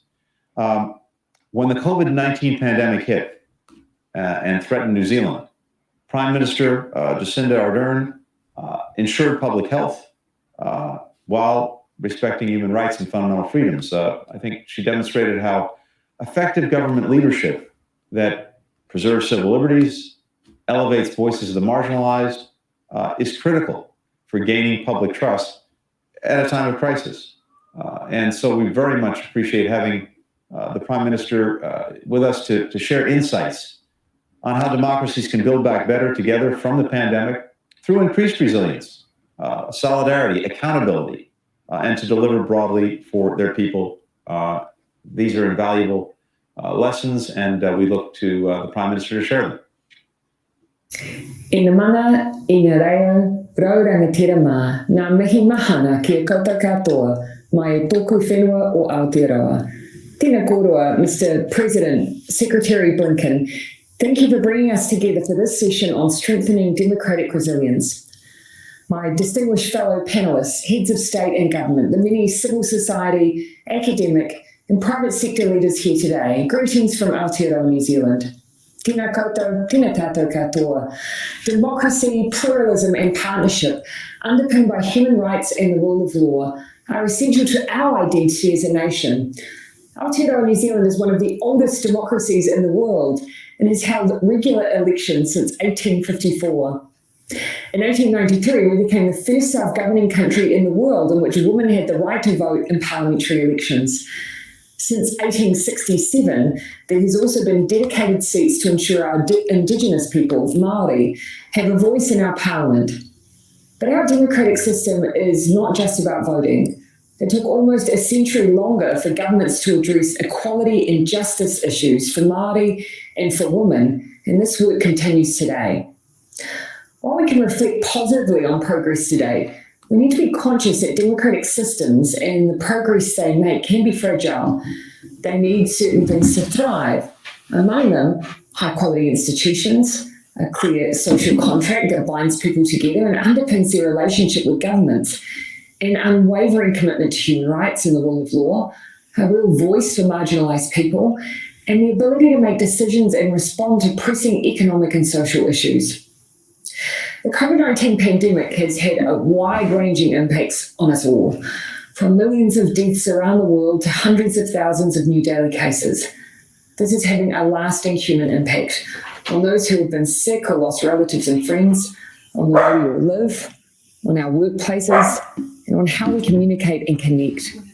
COVID-19 has exposed institutional and social deficits, mental health issues, access to housing, social displacement and inequality, the distrust many marginalised groups already had in governments. COVID has made difficult social justice issues into urgent priorities. It has seen brave people, essential workers, put their well-being on the line for the rest of us. Our work, economic and social lives have been pushed online. This has accelerated digital transformation in exceptional, innovative ways. It has also thrust many into an environment that can be isolating, unfamiliar, lacking the social norms that govern offline behaviours. For some, it has deepened economic and social distance, highlighting problems of inclusion. This, in turn, feeds into questions of democratic resilience. Digital developments are having profound effects on many of our democracies. Many of those are enabling and strongly positive. Some, though, require careful thought, given their impacts on society and democratic institutions. As we think about democratic resilience, we need consciously to engage communities on how we nurture and maintain democracies in a digital environment. That will be a key part of building back better. Aotearoa New Zealand is committed to a free, open, secure and globally connected internet as a powerful vehicle for social progress, democratic participation and economic and technological advances. The internet connects people across our borders, between our legal systems and our distinctive democracies, cultures and values. Keeping it free, open and secure means making certain conscious trade-offs in the way we pursue other objectives. Governments alone don't possess all the expertise or legitimacy to operate in that space. Multi-stakeholder approaches are essential if we're to chart a durable, rights-respecting path forward. I'm a firm believer in embracing the strength of our diversity. Open, multi-stakeholder approaches can be powerful, effective, and importantly, enduring. I've seen the progress made through the Christchurch Call to Action, where governments, the private sector and civil society work together to eliminate terrorist and violent extremist content online. We're delighted this year to have the United States of America join the Christchurch Call. The US has joined more than 50 other countries, a global network of civil society organisations, and many of the world's largest tech companies in this work. This is a vote of confidence in the idea a safer internet does not have to compromise on openness nor on human rights. On a related note, as artificial intelligence and emerging technologies play an increasing role in our lives, we need to develop ethical, human rights-based frameworks to understand the impacts and govern them. Those frameworks need global perspective, countries small and large, and voices and expertise from across society. Aotearoa New Zealand is pleased to work on these issues in the Global Partnership on AI, the Christchurch Call, the Freedom Online Coalition, and here at this summit. These frameworks need to focus on effective solutions. Our digital future, democratic resilience, respect for human rights and each other demand no less. This work is critical to ensure technology enhances and contributes to free and open societies, rather than acts as an instrument for oppression or to undermine human rights. I also believe as elected leaders we have a responsibility to act when we see emerging challenges to democratic resilience. In New Zealand, we saw that COVID-19 was affecting traditional media models, already under pressure from rapid changes in technology and consumer demand. We've also seen the spread of misinformation on COVID-19, particularly through social media. We had to act, so we made it a priority to establish a public interest journalism fund to help our media continue to produce stories that keep New Zealanders informed. Underpinning this action is a recognition that a vibrant and trusted media sector is a vital component of a healthy democracy, and especially during times of crisis. In these challenging COVID times, the world's democracies have a unique opportunity to come together to ensure global health settings and our domestic health systems are better prepared for the next pandemic. Aotearoa New Zealand will work with partners to promote global cooperative and evidence-based approaches to responding to disease outbreaks so we can ensure equitable and sustainable outcomes for all countries and prevent deepening inequalities. This opportunity to protect the health of our people, the health of our economies, and the health of our democracies should not be lost. This is what Building Back Better is all about. Once again, thank you, President Biden, for convening this summit and the invitation to open this panel discussion on strengthening democratic resilience. I look forward to continuing this important conversation for us all. Tēnā koutou, tēnā koutou, tēnā tātou katoa. Wow. So again, thank you guys to those who are watching. That was it was incredible to hear the Prime Minister of New Zealand use the Democrats' slogan "Build Back Better." Of course, New Zealand has had the benefit of being an island country, and totally locking down has helped them with the spread of the virus. I'm skeptical of that model working everywhere, especially in capitalist nations like ours. But it was very funny to hear her say that "Build Back Better" phrase. My fiance brought me some fresh coffee, which I have in my Pro Democracy Pod mug. I unfortunately spilt a good deal of it on my lap, but we're okay. And one of the dogs didn't want to leave, so we now have I now have a guest host. Sabu. This is Sabu. He's an esteemed journalist, looking about the same age as Noam Chomsky, and he's going to be helping me out today. But I actually got some news. I see some news on Twitter that I want to share with you guys. This is from James Dolan. He's a court and politics reporter at the Byline Times, or mostly seen at the Byline Times, he says. I think I'm following him because he's covered Julian Assange in the past, but he says the new Julian Assange verdict to be delivered tomorrow morning at 10:15 a.m. That's I'm assuming UK time. This is in the U.S. appeal to the British court's non-extradition of Julian. Okay, we have another guest here. We have Leo Flores. Hey, Leo. Hey, how's it going, Alex? It's going. This is a lot. It's a lot to get through. It's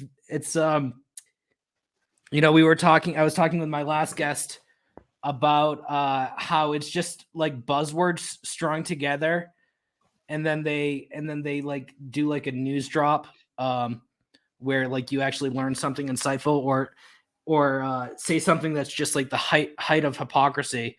So I'm glad you're here because it's hard to do it myself, but I'm willing. I promised my audience that we'd get through this together. So thanks for joining. No, yeah. I mean, I think it's pretty difficult to watch this whole summit.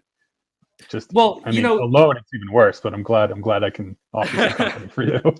Well, you're in DC a lot, so I know you probably know this, but I'm gonna repeat myself here. And I apologize. My dog is making some noise, but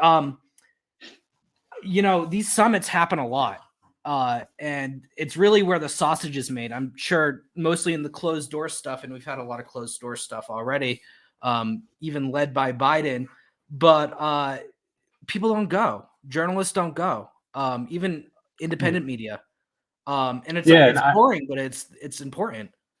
It is important, but I'm not even quite sure what the point of this one is. Like, what's the timing? I mean, is it all related to the Build Back Better bill and on the Hill. Like Biden wants to show his international credentials or something. Like, I mean, as if it would matter who was in the White House, you'd still have the same country showing up, right?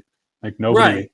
refused to come because it's Biden rather than Trump, and the same thing would have happened had Trump won. It would be the same, usual countries that support U.S. imperialism around the world.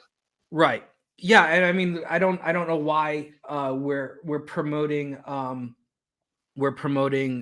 the Democrats' domestic policy agenda in front of like Israel and India. It just it doesn't make sense. And then I saw in the schedule that there's a panel that's called Build Back Better. And then I don't know, maybe you just caught that clip of the Prime Minister of New Zealand. Like how pathetic. If I were a New Zealander, I'd be embarrassed right now that she was like shouting out this partisan foreign issue, that has nothing to do with New Zealand. Absolutely. It seems pretty clear that it's foreign interference in U.S. domestic affairs, right? Yeah. To have all these world leaders specifically back your domestic agenda for reasons unknown, because it's not going to sway anyone on the Hill, right? I mean, it's really sad that Biden has to resort to this, but Did you see that photo I tweeted? I'm going to pull it up if you didn't, of the Honduran National Police. I saw. That's so ridiculous. I mean, Honduras isn't even invited, right? Like Honduras, Right. Guatemala, and El Salvador aren't invited, and that Yeah. they're somehow tiding the police. I mean, it's clear they weren't invited because they didn't know what was going to happen in the elections from a couple of weeks ago when we had Xiomara Right. Castro basically like beat back a narco dictatorship that had been in power for 12 years. I mean, we know who the U.S. was backing the other candidate. Right. But it's ridiculous to be touting this. I mean, they might as well put the Colombian police up there, right? Like, Right. Yeah, and Colombia's invited. yeah. Just to note. So, do we have Guaido yet? Is it that time or? He's coming soon, maybe in like 15 minutes or so. Let's see what Blinken has to say. I'm sorry to put you through this. No, that's right. Who's this guy? Because it's hard to. Is that? And workers alike. Let me see. Thank you, Secretary Blinken. Who's I'm this? honored to be with you SEIU. all today, and I want to Okay. thank You don't President care. and we unions, no matter where they work, Let's see building who the this guy is. collective power of working people to strengthen.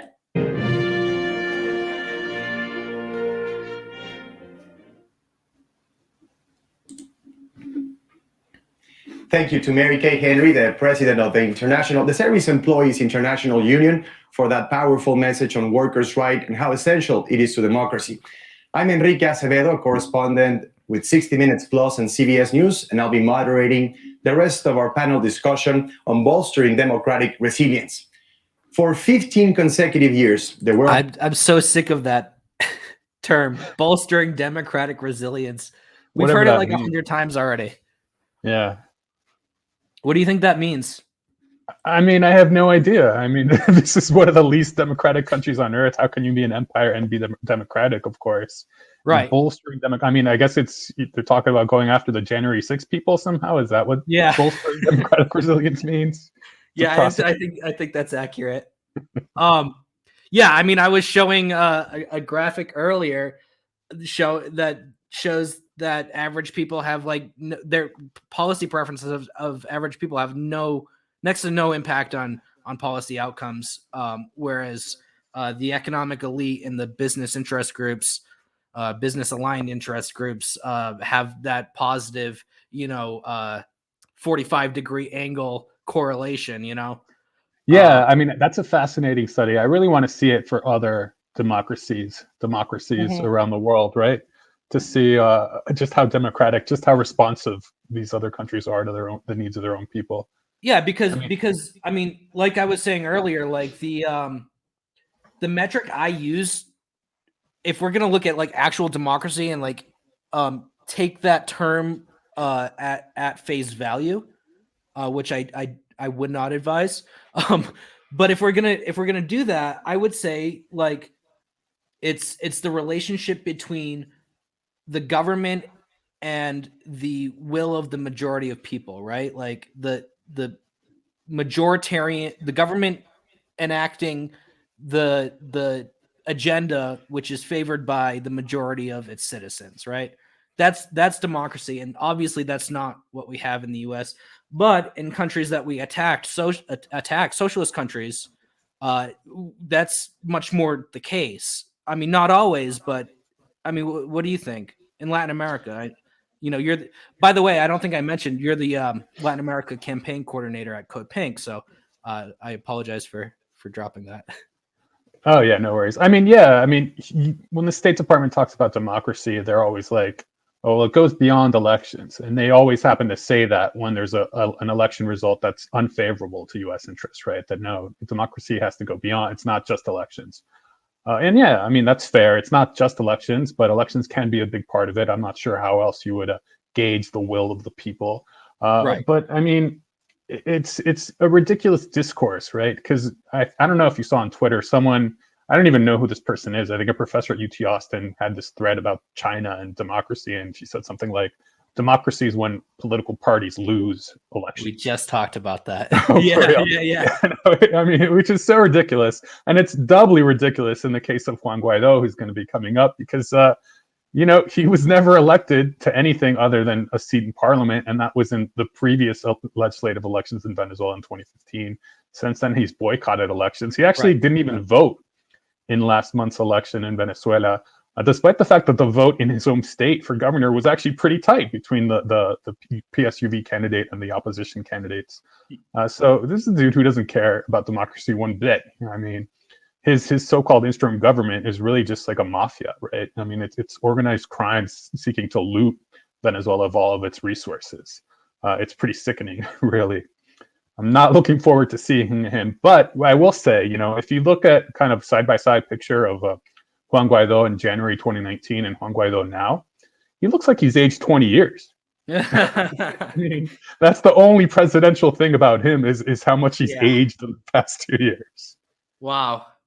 Well, and he was elected to the National Assembly in Vargas, and correct me if I get anything wrong, but he had only gotten 90,000 votes, like less than 100,000. He's never run for a presidential election, and the claim was at the time that, like, because this is the claim of the coup supporters of the golpistas, was that because Maduro was failing, there was a crisis. And so in the event of a crisis, the Venezuelan constitution allows for the president of the National Assembly to become president of the country. Is that right? I mean, that's what they're saying, but that's not what the Constitution says. Yeah. So the Constitution says in the event of the president's absence, and then they define absence several different ways. But Maduro was never absent. He's still there. He was elected in 2013. He was reelected in 2018, which is the relevant elections for Guaido's claims. So then they created this whole fiction of an interim government, and that's somehow constitutional, when the Constitutional says nothing about an interim government and lays out specifically the cases in which the president of the National Assembly can take power.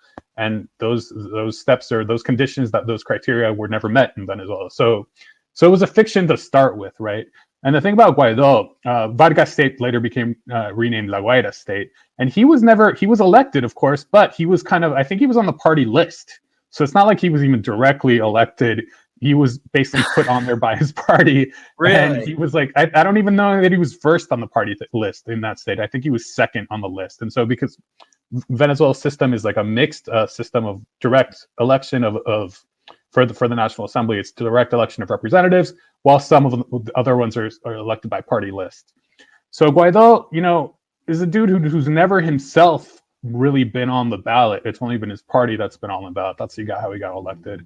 Yeah. And he's never going to be on the ballot. I mean, I think when this all finally goes south, which hopefully will happen sooner rather than later, although the fact that he's invited to this summit in the first place means that the Biden administration is probably going to continue the charade for the foreseeable future.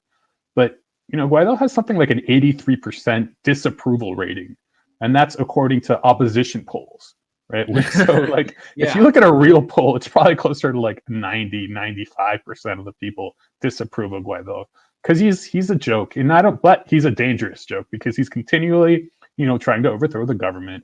he signed a contract to bring these mercenaries into Venezuela that would have created, a dirty war in the country. Something very similar to what we saw in Central America in the 80s. He's been responsible for corruption scandal after corruption scandal. We can get into that in a bit. And, he maintains this policy of sanctions against Venezuela, sanctions that have killed 100,000 people. And people are sick of it because, I think the one thing that Venezuelans are starting to agree on is that they're tired of the sanctions and they want life to go back to normal. Right. I mean, I think that's... he's been responsible for... I'm sorry, I have something playing. I think that's important to mention is the sanctions, because they're illegal under the UN Charter. And actually, to promote this Summit for Democracy, the United States introduced a number of new sanctions. I don't know if any Venezuelans were the target of them, but I mean, how hypocritical is that like to promote a Summit for Democracy, they start doing things that are illegal under international law. But they're hurting everyday Venezuelans. I wanted to bring up the National Assembly thing because, that was like the weak excuse that they had for his legitimacy as president. And interim is, of course, for 3 years is a very long interim. But he's not even president of the National Assembly anymore, right? Yeah, he's not even in the National Assembly anymore because there were National Assembly elections in 2020 as scheduled by the Constitution. They're supposed to be every 5 years. And his party boycotted. And, they boycotted really because the elections were set to take place just before the elections here in the US, the presidential elections in 2020. So the Trump administration's policy was, no, we're going to boycott the elections. That was their policy since 2018, the presidential elections. And they said, basically, the Guaido faction of the opposition was kind of caught in the middle because even if they had wanted to participate, which is not clear they would have, they couldn't have because Trump told them no. And the fact that Trump would go on to lose weeks later, it didn't really factor in for them, but they should have maybe thought ahead. But Guaido's not in the National Assembly anymore. And in fact, after the vote for the National Assembly in 2020, he then created a parallel National Assembly. So he's got the parallel presidency, the parallel National Assembly. They've got a Supreme Court in exile that operates out of Miami. So they have all these kind of fantasy institutions. It's almost like playing fantasy football, but with the government, right? It's like fantasy politics or whatever. Or children playing house. Exactly, yeah. Yeah. Okay. Wow. And so I saw the other day that Julio Borges, if I'm saying his name correctly, resigned. What can you tell us about that? So Julio Borges is the Guaido kind of faction of the opposition is really made up of the so-called G4, this group of 4 parties. One of them is Primera Justicia, Justice First. Julio Borges is part of that party. Guaido's own party, which is Voluntad Popular, Popular Will. Then there's Democratic Action, Acción Democrática, which is one of the traditional parties in Venezuela before the revolution, but Venezuela was basically a 2-party system, much like the US. And then the last one is Un Nuevo Tiempo. The only thing that's holding this coalition together was the kind of interim presidency. But now we're kind of seeing it fall apart because Borges, he was Guaido's so-called foreign minister, and he just resigned last week. And he said some really interesting things, right? He said he'd resigned because the interim government had engaged in unacceptable acts of corruption. I don't know which acts of corruption are acceptable, but yeah. Whatever the government did, the government was one step too far for Borges. And then he also claimed that the interim government was basically, had become an end unto itself and that was trying to stay in power. So there were some pretty harsh criticisms from Guaido's own camp, and it shows how divided these people are. And really, politically, it's an astute move because Guaido and the interim government are wildly, wildly unpopular because of all these corruption scandals. It's a sinking ship. Yeah, so let me talk about that for a bit because it's kind of an unreported story how wildly corrupt the Guaido government is. So, for example, they have Venezuela has, it's an oil-producing country. They have petrochemical companies all over the Americas, including in Colombia, where they have this company called Monomeros, which was produce fertilizers and other petrochemicals. And it's a really important company, not just for Colombia, but also for Venezuela because it generated a lot of income. In the first year of the interim government, when they took control of this company, Monomeros lost 90% of its market share. Right? 90%. This is a $1 billion operation and lost 90%. In fact, the Colombian government had to take over operations of this company, right? And they claimed it was because of corruption. Well, yeah, there was a lot of corruption, but the whole point of the corruption was for the Colombian government to take over this operation to hold on to Monomeros, right? And in fact, this company basically became like, I don't know if folks remember like The Sopranos, how all these like the different mafias would fight over no-show union jobs and stuff like that. Well, that's exactly what this company in Colombia became, because the 4 parties that I mentioned, the G4, would fight for spots on this company were people who were, had absolutely no experience and did nothing, received salaries in hundreds of thousands of dollars in salaries, right? Massive corruption scandal early on. The people who denounced it were sorry. Exactly. The people who denounced this actually were shunned by the rest of the opposition of somehow being collaborators with the Maduro government, despite the fact that there was clear evidence of all the sorts of malfeasance, right? And then, moving to the US, where we have Citgo. Citgo is a subsidiary of Venezuela's state oil company. And, because of the Guaidó mess, it's entirely possible that Citgo is going to be sold off to creditors, who, including this company called Crystalex. It's a mining company that, Venezuela owes this company $1.4 billion, but was never able to pay because of the sanctions. And so now it's entirely possible that Citgo is going to go into the hands of Crystalex. And the story gets crazier because Juan Guaido's attorney general used to be the star witness for Crystalex in Crystalex's case against Venezuela. So it's a clear kind of, all these kind of hidden interests there, and Guaido's own people are subverting this case so that Citgo will be lost. Yeah. It's really tragic. Yeah, they're waging like a lawfare for economic means to deprive the government of its resources and enrich themselves. It's really sick, and the people who suffer from that, it's not even the government that suffers so much; it's the people. So it's a real tragedy, and of course it goes hand in hand with U.S. economic sanctions. Leo, I'm so happy to have you on. I've wanted you on our podcast for a long time. I apologize, my co-host isn't here, because you're so knowledgeable. But the Venezuelan, everything that's been going on in Venezuela has been kind of overshadowed in the past year because of Nicaragua and Honduras and Peru, and it's just been kind of like a stable decline of the opposition. So we haven't had that opportunity yet, but I'm really grateful we have it today. Let me see if Guaido is up yet. I don't know. What time did I tell you he was going to be on? Do you remember? 11:45. So he should be on in a minute or two. Okay. All right. Let's see. We have, we have the orchestral, bumper.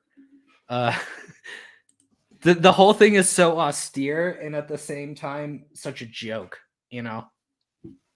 But it's funny because the Guaido's, I was telling our audience and our last guest Carl Za earlier that the Belarusian counterpart to Guaido, I'm not going to even attempt to pronounce her name, Svetlana, I don't know, something. She's actually invited too. She's going to be speaking tomorrow. I wrote in my article for Mint Press that she has only 4% approval to run the country from Belarusans, but 100% of backing from DC-based think tank fellows. To which Carl said, yes, but that 4% lives in Washington. Yeah, I wouldn't be surprised. I mean, how is it for you? I mean, being a Venezuelan living in the U.S., how is it dealing with the diaspora? Is it like a little bit? And I know the answer to this because you were around the embassy. You experienced them. You experienced. Yeah, them. Alex. Yeah, we're acquainted. But has it gotten any better? Because I remember when the whole thing was going on at the embassy, I was inside, and there were some people that went around and asked them, do you support military intervention by the United States in Venezuela? Do you support sanctions? And the answers were yes. Has that changed? Has that kind of, as Guaido's popularity in Venezuela declined, has that you said people want the sanctions to end. Has that changed for the diaspora? No, not really, actually. In fact, there was a study, I think maybe about a year ago, maybe a year and a half ago, showing that the Venezuelan diaspora has become even more radicalized. That they might have been in the opposition or even in the neither nor camp. So Venezuela, we have, the biggest bloc is people who support socialism and President Maduro. Then you have, you have the socialist bloc, which is bigger than the opposition bloc, but bigger than both of those is the so-called neither nor camp. Right. And so this study showed that people who were either moderately opposition or in this neither nor camp, when they got to the US, they somehow became radicalized to the right. And so, I mean, it's really, really sad because, I mean, the US is killing Venezuelans, right? And everybody is feeling it. I don't know a single Venezuelan who doesn't send money back to their family because everyone's feeling the pinch. And even at $100, like every couple months can make a big difference for a family. That'll last a couple months. Yeah. Absolutely.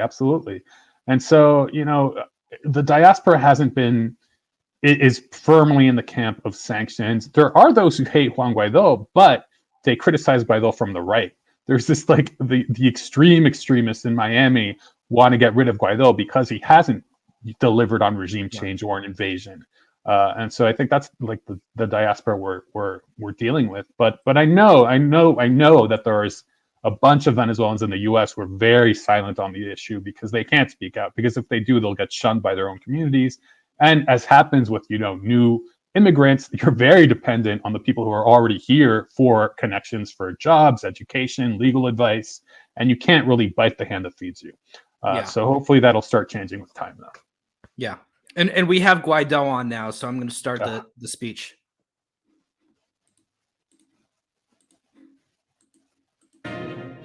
I want to. And if you want to say anything, just say it. I'll pause it for you. Yeah, all right. Es un honor en nombre de mi país. Oh, he is in his mom's basement again. Paso fundamental para defender la democracia, un deber y a la vez una preocupación de todos los que estamos aquí reunidos. Agradezco al presidente Biden por la invitación y sobre todo por el reconocimiento de la lucha de for recognizing the government of Venezuela, where we continue to resist. So don't pause, but just earlier this week, the UN voted to recognize the Venezuelan delegation's credentials, and only 16 countries voted against. So basically, the number of countries that recognize Guaido has fallen from 60 to 16 in the space of 3 years. I mean, that's a free fall of support. Yeah. So sorry, I did want to pause it because I wanted to hear that. Oh, okay. And he's saying, thank you for. I'm going to start from the beginning. Recognizing the government of Thank you for recognizing the government of Venezuela. the fight for freedom. And now that we're facing the greatest migration crisis, where over 6 million Venezuelans have migration crisis sparked by sanctions and economic war, because that's the only reason Venezuelans leave. Undermining of its democracy, and the defense of democracy is the only way to fight back against an authoritarian regime that is attempting against the lives of our citizens. 56% of our population is now living in extreme poverty, which is that accurate, do you think? I don't know, but it might be because of the sanctions, right? The sanctions have caused the decline in 99% of government revenue. And we're talking about a government that invested heavily in social safety net. But this decline is due to the sanctions. It's due to the policy that Juan Guaido himself repeatedly endorses. Yeah. The end of rule of law, and where we see the first regime in Latin America that is being investigated by the international human He's wearing his friendship bracelets. There's a huge influence of drug trafficking, totalitarian groups that have been benefiting from It's funny that he says that, because he was pictured with Los Rastrojos, which is a Colombian cartel. They posed for selfies together. This was back in February 2019, when there was this concert for humanitarian aid in Venezuela, and he somehow appeared in Colombia. Turns out he was smuggled into Colombia by this Colombian cartel paramilitary group. Right, and then he accuses the government of the actual government of collaboration. Yeah. When we know that the cartels collaborate with the Colombian government, which is hostile to the Venezuelan government. Yeah, and there was talk that part of this this alliance between Los Rastrojos and the Guaido folks was to give Los Rastrojos control of Western Venezuela when the government, the Guaido people, would take power. Yeah, it's not enough to sell off your country to big business. You also have to sell it off to the cartels. It's I mean, because the cartels pay just as well, and that money is laundered even better. So, like, they make even more money off it. Wow. And we are convinced, however, that we can save democracy, and with this we can save Venezuela. Some things that the bad guys are winning, but no. When we see everyone joined here today with efforts to strengthen democracy, the voices are being heard loud and clear. Democracy can happen, but we have to go beyond just talking. We have to bring the following proposal. First, to build a unified front with a multilateral focus that makes the regime accountable for their crimes, to create mechanisms to protect the democratic forces and activists of human rights that are fighting on the ground and are victims of persecution. 3, to increase accountability. This guy, he's talking, and all I'm thinking right now is, how is he not in jail? And I think there's going to be more and more pressure from the grassroots for Juan Guaido to be arrested because, first of all, I think the U.S. is reaching a limit in how far it can sanction Venezuela. It's really heavily sanctioned. There's one key difference between, the blockade of Cuba and that of Venezuela is that in Venezuela, private companies can still purchase things. That's why you see like all sorts of goods on the streets in Venezuela. But those private companies are generally in the hands of people who are in the opposition, right? Right. Countries. So they don't want to take that last step because it'll hurt the opposition itself more than anyone else. But this guy's somehow free, and we have Alex Saab sitting in jail in Miami for trying to get food for Venezuela. Yeah, for trying to get food. This is a Venezuelan diplomat who helped build houses as part of Venezuela's Great Housing Mission that built 3.7 million homes for poor and working class folks. And then he also was instrumental in bringing food for the CLAP program that sees 7 million families receive a box of food every month or so. But he's in jail, accused of corruption, illegally extradited by the U.S., illegally held because he's a diplomat. And yet here we have Juan Guaido speaking freely in a country where there's supposedly no freedom of expression. And yet he can pretend to be president and walk around like nothing's happening. Yeah. Yeah, and I think you raised a really important issue too when you noted how the business class is part of the opposition, and that's why they don't do a complete embargo, because it would hurt the opposition. People say, "Oh, well, Venezuela had economic issues before the sanctions really ramped up," and I think part of that was because of what's called a capital strike, which is when the business class tries to shut things down economically to put pressure on the government. I mean, is that inaccurate? Yeah, absolutely. So when we talk about sanctions in Venezuela, I say that they began in 2014 when Congress passed what's known as the Venezuela Defense of Human Rights and Democracy Act. That basically set the framework for the Obama administration to impose sanctions. It basically it obligates them to impose sanctions. A year later, 2015, we got the executive order from Obama calling Venezuela an unusual and extraordinary threat, which is ridiculously absurd. But what I was getting to is that, like, in those years, there was a massive decline in the price of oil. It coincided with this capital strike, this kind of economic war, but the section of the economic war that's kind of homegrown, where all these producers stopped producing, or they, there were many, many examples. But for example, the government would put a limit on the price of eggs because there was speculation in the price of eggs leading to hyperinflation. And instead of selling eggs at that price, which was a fair price that would make the producer money, you had a bunch of producers just break. It's like smashing 1 million eggs on the street. They'd rather lose the money than sell it to the people because they knew they were close, or they thought they were close to some sort of, regime change. And what they did manage actually was to take the National Assembly in 2015. That's the opposition's biggest victory over the past 22 years. And that was due in large part to the economic pressures that the Venezuelan people faced in that year. Yeah. Yeah. I mean, I think it's so important to have that perspective because there is that argument that I see brought up all the time that oh well, they had problems before the sanctions. But yeah, I mean that was part of the lead up to this takeover of the National Assembly. Was like I would be surprised if, of course, I can't even say that I would be surprised if the U.S. wasn't collaborating, because we know that the U.S. was pumping money into these political parties of the opposition, like millions and millions of dollars into this lead up to that takeover of the assembly. So and that coincided with this economic war, this capital strike. So if anybody says to you that the sanctions aren't the cause of the economic problem, you can blame the business class and the opposition for that as well. Yeah, and the thing is, those were kind of conjunctural problems too, because the economic elites have been trying to kind of engage in a capital strike and engage in worker lockouts for the past 20 years with moderate success here and there. But the economy basically always rebounded when the price of oil rebounded. That's one of the flaws in Venezuela's system. I mean, this dependence on oil isn't just, it's not something new. It's something that has been happening for the past 100 years since oil was discovered in Venezuela. So it's been quite a challenge to diversify the economy. But it's very cyclical. So when oil prices go down, we see clear economic indicators go down with it. And when they go back up, the economy heats up and skyrockets and everyone feels great.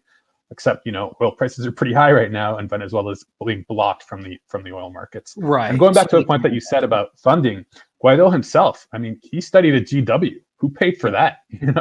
Right. That's one of the most expensive schools in the U.S. and Guaido was there, although he paints himself as a working class guy from Venezuela.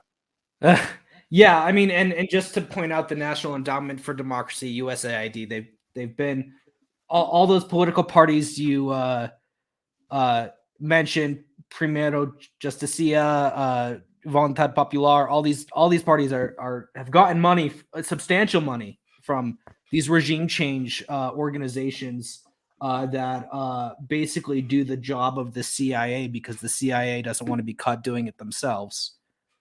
But let's play more of this speech. To build a lasting peace, and especially in Venezuela, it's necessary to commit to political exclusive solutions and negotiated solutions that lead to the good of all sectors of society. And last, to support the states that receive refugees and migrants. This is necessary. For this, it's necessary to have a strategic vision and the backing of the resistant movements in countries with authoritarian regimes that defend democracy. We are in a battle. As the interim president of Venezuela, institutionality in my country is my priority. In my country, to insist on the fight against for democracy is not a war, but a battle, a sprint that will help democracy. We are stronger together. We can save democracy. I'm surprised they didn't have Enes Kanter on with them, or Enes Kanter. I know, yeah. That guy, he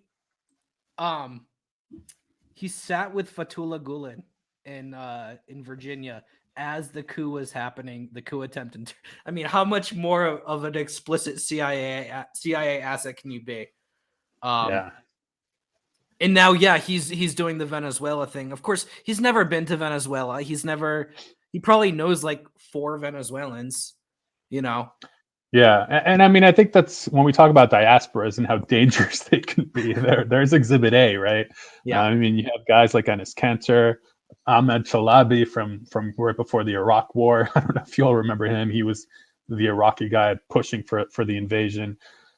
And we see that with diasporas from Venezuela, Cuba, wherever. But we also see folks pushing back. Actually, I mean, kind of not related to what we're talking about, but last week I was on a panel to speak about No More, about the war in Ethiopia and U.S. intervention there. And that's where I was really pleased to see the Ethiopian diaspora really just reject the U.S. plans for intervention in Ethiopia. And they've been mobilizing all around the world, and it's incredible. and I'm a little super jealous. I wish we had a Venezuelan diaspora in the U.S. that was so committed. Yeah, the Ethiopians I knew when I lived in DC were very good people. They were skeptical of U.S. intervention. This is long before the the liquor store I used to go to. It was owned by an Ethiopian couple, and I was friends with them, older couple, and they talked so much smack about U.S. intervention, especially in Africa. They were very interested in Black Lives Matter. They were politically active and understood the stakes before this conflict even broke out, from my experience. But again, that's with one Ethiopian couple that owns a liquor store. I'm glad you're tuned in with the community, because it's a really big Ethiopian community in that area. Yeah, it's one of the biggest diasporas here. So what can people do to actually support democracy in Venezuela? I mean, if you're in the US, really, and it's kind of corny, kind of cliche, but it actually is important. Call your representative and tell them that you're against sanctions on Venezuela, because the sanctions are really the biggest impediment, not just to life and freedom in Venezuela, but also to democracy itself. Because if you're a sanctioned country, you're automatically being, subjected to forces that are way outside of your control, that are way outside of your government's control. And it's clear that the sanctions are meant to punish the Venezuelan people into submission so that they'll vote for someone else, or that they'll rise up and overthrow their own government. But, it's pretty clear by now that that's not going to happen. Either the voting, because Venezuela just had regional elections last month in which the Socialist Party basically swept massive number of wins for governor, mayors, and local city councilors. And we've also seen Venezuelans reject regime change. When we talked about that Operation Gideon, when the mercenaries that Guaido contracted, and they were defeated in part by fishermen from a small town who saw these gringos on a boat with weapons. And so they basically brought their own weapons and said, no, you better surrender. You're going to, get killed. And they had to surrender. And it was kind of amazing to see a community defend itself from these, U.S. Marines who have a lot of training. Yeah. That was a quite the incident, quite the international incident. Very little attention in the mainstream media, but they're in jail now too. They are in jail. Yeah. Okay, so Leo, I don't know if you can. I have to use the bathroom. I have to take a quick break. I don't know if you want to stay around or to comment more on the summit. We can watch more, or if you got to go, that's fine too. But to our viewers, I am gonna take a quick break for about 10 minutes or so. I do have to run. Thanks. Okay, Alex, this was fun. Well, thanks so much for coming, man. I hope to have you on again. I'm sure we will when Venezuela comes back in the news. Hopefully you can meet my co-host. She's gonna appreciate your insight just as much as I do. Thanks so much for joining. I'm gonna, you know what I'll do? While I take my break, I'm gonna put up here's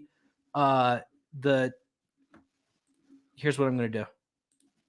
I'm gonna mute myself, and we're gonna put.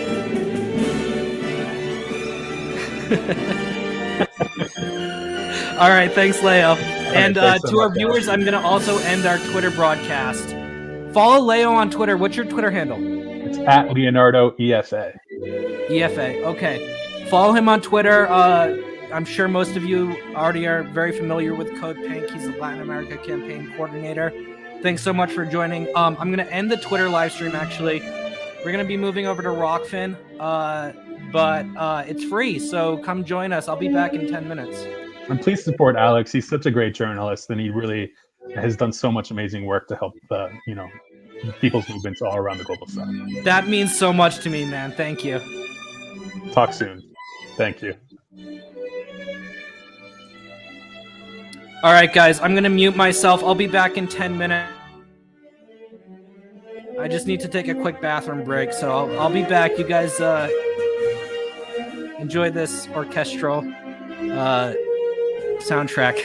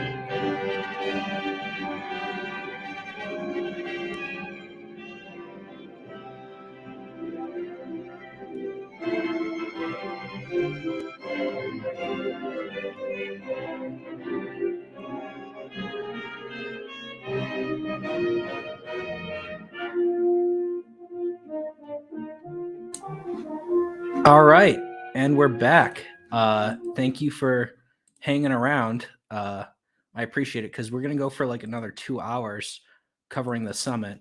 And I believe that we have some guests joining us momentarily. We're gonna have Kit Clarenberg. He's an investigative journalist in the UK. He has done a lot of great work exposing the inner workings of empire. He's exposed Bellingcat. We can talk to him about that in a bit. Here he is. Perfect. 2 hours covering. Hey, there's some echo. Do you have a pair of headphones that you can use? Yeah, hang on. Give me a second. Alex. Sorry. He's an investigative journalist in the UK. He has done a lot of great work exposing the inner workings of empire.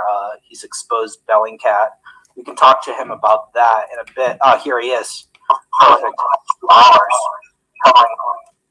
Sorry. Hey, bear with me, my friends. Do you have a pair of headphones? Yeah, I'm putting them on now. Yeah, hang on. Give me a second, Alex. Sorry. He's an investigative journalist in the UK.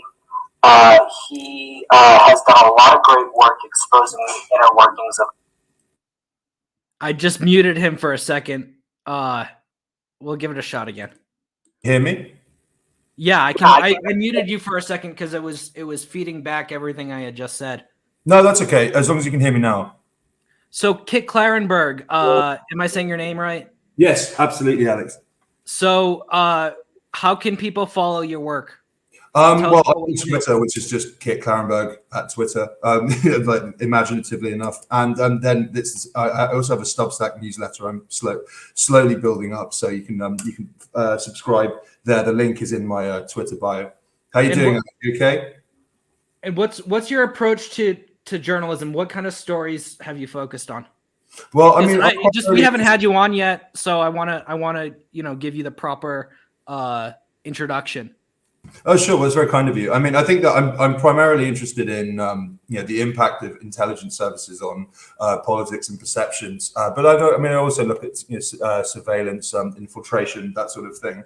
And I'm also interested in the kind of networks, if you can call them that, or the kind of secret nexus of state and quasi-state organizations that are impacting the flow of information and perceptions globally. And we'll get into this in as we discuss this panel chat on corruption at the Democracy Summit. What an Orwellian title.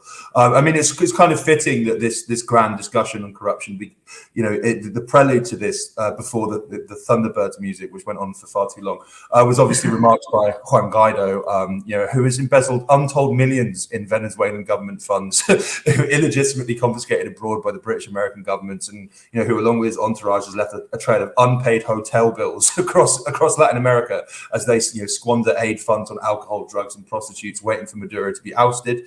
A palpable manifestation of what an utter farce and fraud this summit truly is. And I agree with your previous guest. I'm shocked that he's not in jail yet, and I'm shocked that he's still around.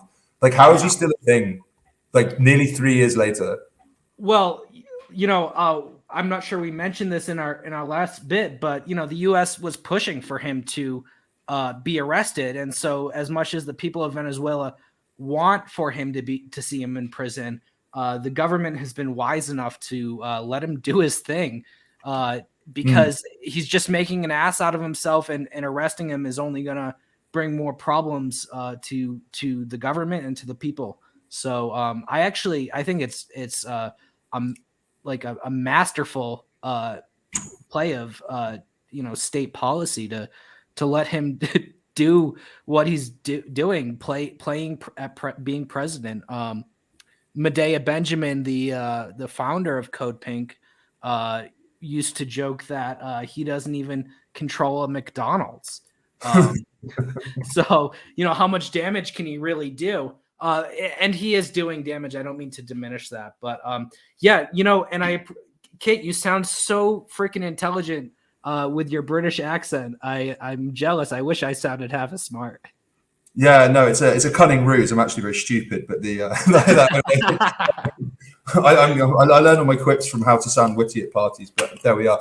It's a great book. You should read it. But but in all seriousness, yeah, I mean, I think that's like, one of the, or you see it with all the Hong Kong pro-democracy, quote unquote, protesters, and Alexei Navalny in Russia. Like, the U.S. empire wants these people in jail, so they are martyrs, for this cause, and to discredit their host countries. They're no doubt celebrating when Navalny got hauled off that plane, and I think that he probably feels rather betrayed by his sponsors that they haven't made more of a stink about it, or done more to try and get him out. But yeah, I mean, I think that my key interest in this summit, I mean, if you could even call it that, I mean, it's been an absolute dirge so far, of course, is this discussion on corruption. I'd suggest that the reason this is on the agenda is, in June there was a White House press conference at which a spokesperson said that the fight against corruption is going to be prioritized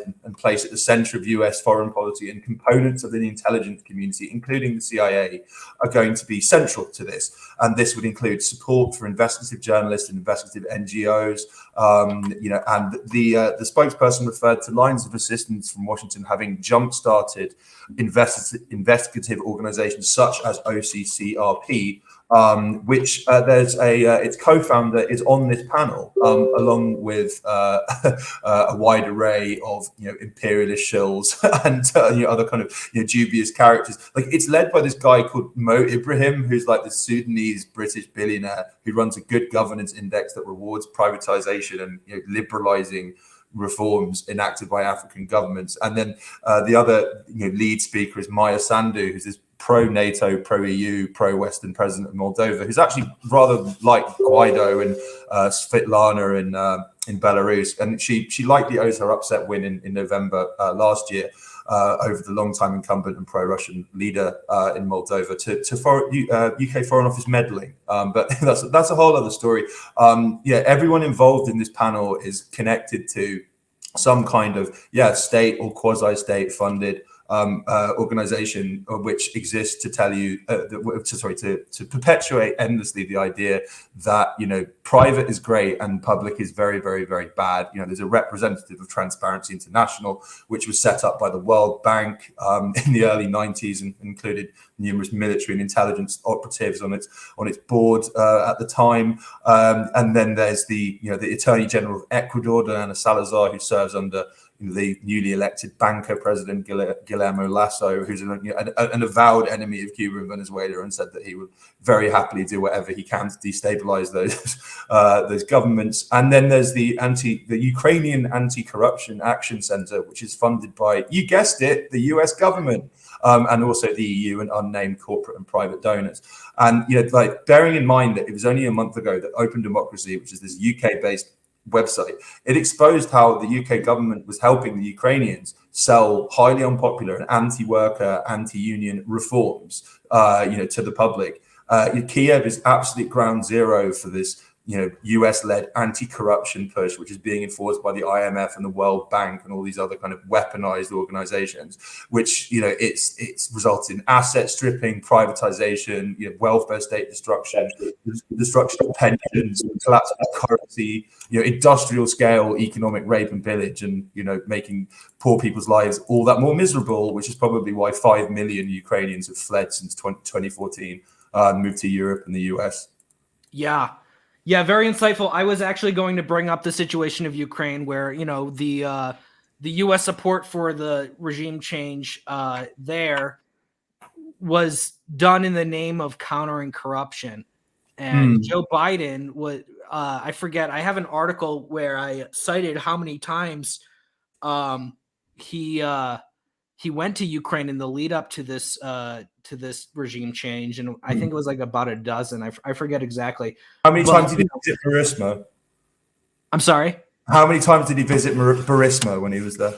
I don't know, but that's the point, right? Is like he backed this regime change.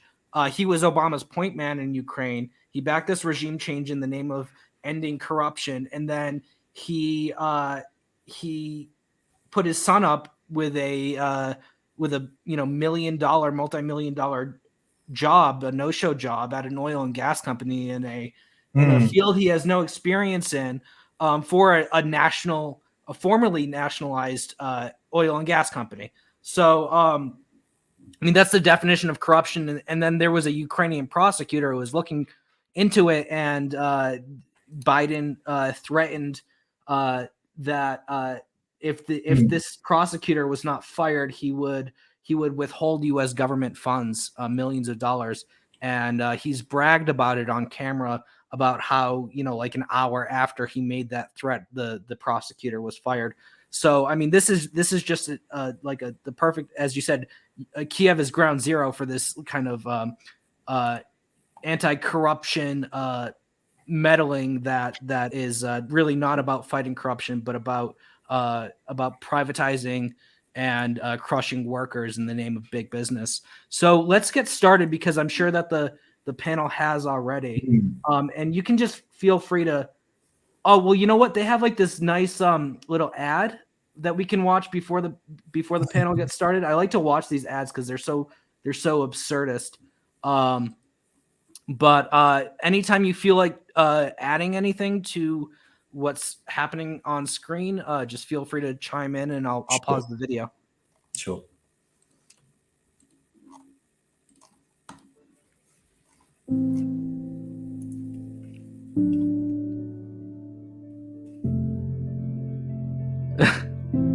Democracy has been under a lot of pressure.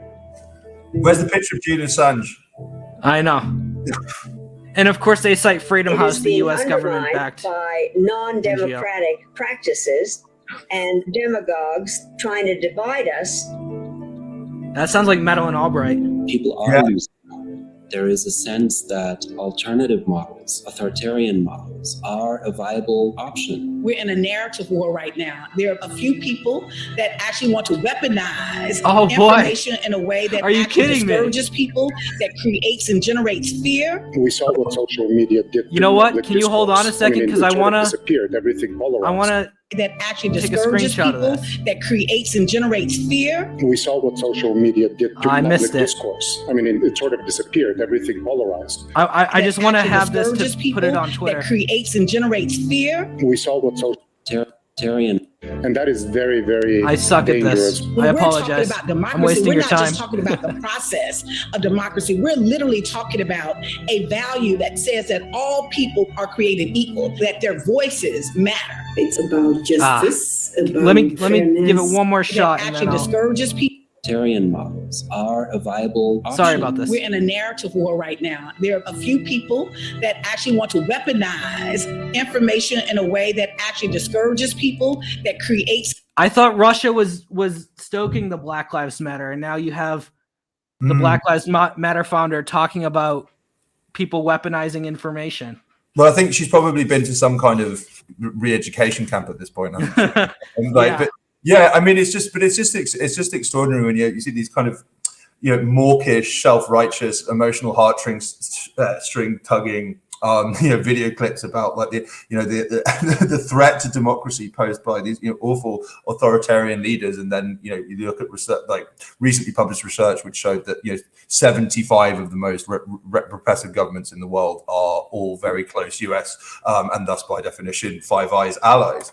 It's hypocrisy on this absolutely grand scale, and I think I do wonder how many people in the world are actually watching this now. I'm sure the media will be kind of focusing. 431. Yeah, I mean, I'm sure that the media will be focusing in on the propaganda quotes that various leaders trot out and talking about how it was this great success for democracy. Although even I did see The Guardian, which is not known for its anti-establishment tendencies, even referred to it as a controversial, which is probably about as close to criticism as you will find. Yeah. All right, let's keep and going. Generates fear. We saw what social media did to public discourse. I mean, it sort of disappeared. Everything polarized, and that is very, very dangerous. When we're talking about democracy, we're not just talking about the process of democracy. We're literally talking about a value that says that all people are created equal, that their voices matter. It's about justice, about fairness. It's really about people having agency over decisions made about their lives. To choose their government and to have governments Open Society Foundation to them. Democracy is not a spectator sport. If you do not participate, then there is no democracy. And this is that opportunity, and I'm seeing human rights defenders around the world living those values as they try to heal and move their communities out of these crises. It is a prerequisite for us as activists to really dramatically reach out from our own bubble and try to find allies, or even unlikely allies. We start in our families, in our schools, in our neighborhood. It's less about convincing people, it's more about making the space that allows everyone to participate. When we're traveling around communities, we're connecting with people on a human-to-human level. Just saying, I see you, and I see your community, and your communities matter. The idea was to lower the barriers for young people to participate in public conversation. And it's not just about bringing people together who have differing views. It's very much about structuring conversations around the commitment to a common search for truth, a common search for solutions. It's vomit-inducing, isn't it? Action doesn't have to be about challenging an authority. It can be about what's possible. If the safest thing for you is to keep reading novels and connecting with other people who read novels, and that's how you keep the light on, let's do that. The democratic challenge is, how do we rebuild consensus? How do we create conditions for people to heal together? To actually radically reimagine the system we have and think about how do we make it stronger? How do we make it more equitable? To have our share of joy and beauty. We have to make the case of the importance of democracy to people, their families, their communities, their nation, as the best way of protecting their freedoms and protecting their futures. With the humility that we're not the ones with the answers, not all the time. The fight for democracy has been a long one. People have gone to jail, people have been tortured, but the seeds that were planted, they will remain and they will grow. Democracy doesn't happen by accident. We have to defend it, fight for it. It happens when the bombs start flying. I'm sorry? I said it happens when the bombs start flying. Right, yeah.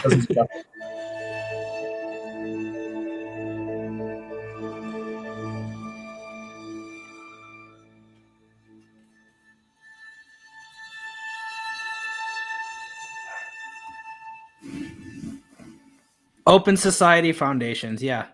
So that's who produced that advertisement. Yeah, I mean, Open Society Foundation also funds OCCRP, where Paul Radu is probably now talking about how awful corruption is in enemy states. But I mean, this is extraordinary, right? So I mean, I mentioned that White House press conference in June, and then we fast forward to October, and then we get the leak of the Panama Papers, which is 12 million files, which includes virtually no information on corruption in the US, but a vast hoard on impropriety by public officials in the global South and the East, particularly Russia and China. And again, this is all by public officials, private individuals, just wealthy people using tax havens or corrupt and dubious financial schemes to hoard their wealth, or bribing politicians via campaign contributions in order to enhance their fortunes. This is all unmentioned. And were the papers leaked by the CIA? I'm going to be shocked if they were. I'd be absolutely shocked. Yeah. And also on OCCRP's funders, there is Luminate, the NED and USAID, which are both CIA fronts, and Pierre Omidyar's Luminate Foundation. You've written extensively about how Omidyar bankrolls media organizations and campaign groups the world over to further his corporate interests. I mean, it's really extraordinary. And I remember one article you wrote, it specifically linked to this review of his activities. It was in Africa, and it was talking about how they were so good at campaigning that politicians were actively scared of getting negative coverage in these outlets, and so kind of tiptoed around and did their best to please him. Extraordinary. Yeah. I'm just tweeting out this image of the BLM co-founder at the Democracy Summit. Yeah, right please now. do. Look. In the open system. Yeah, I'll link to our live stream so that we can get some more people. I don't know. Did you tweet that you are joining? Because I would retweet that as well. I did, yes. Okay, I'm gonna retweet that in just a moment, and I'm just gonna hit play on the video. Cool. Good day and welcome to today's session on preventing and countering corruption, one of the major themes of this week's Summit for Democracy.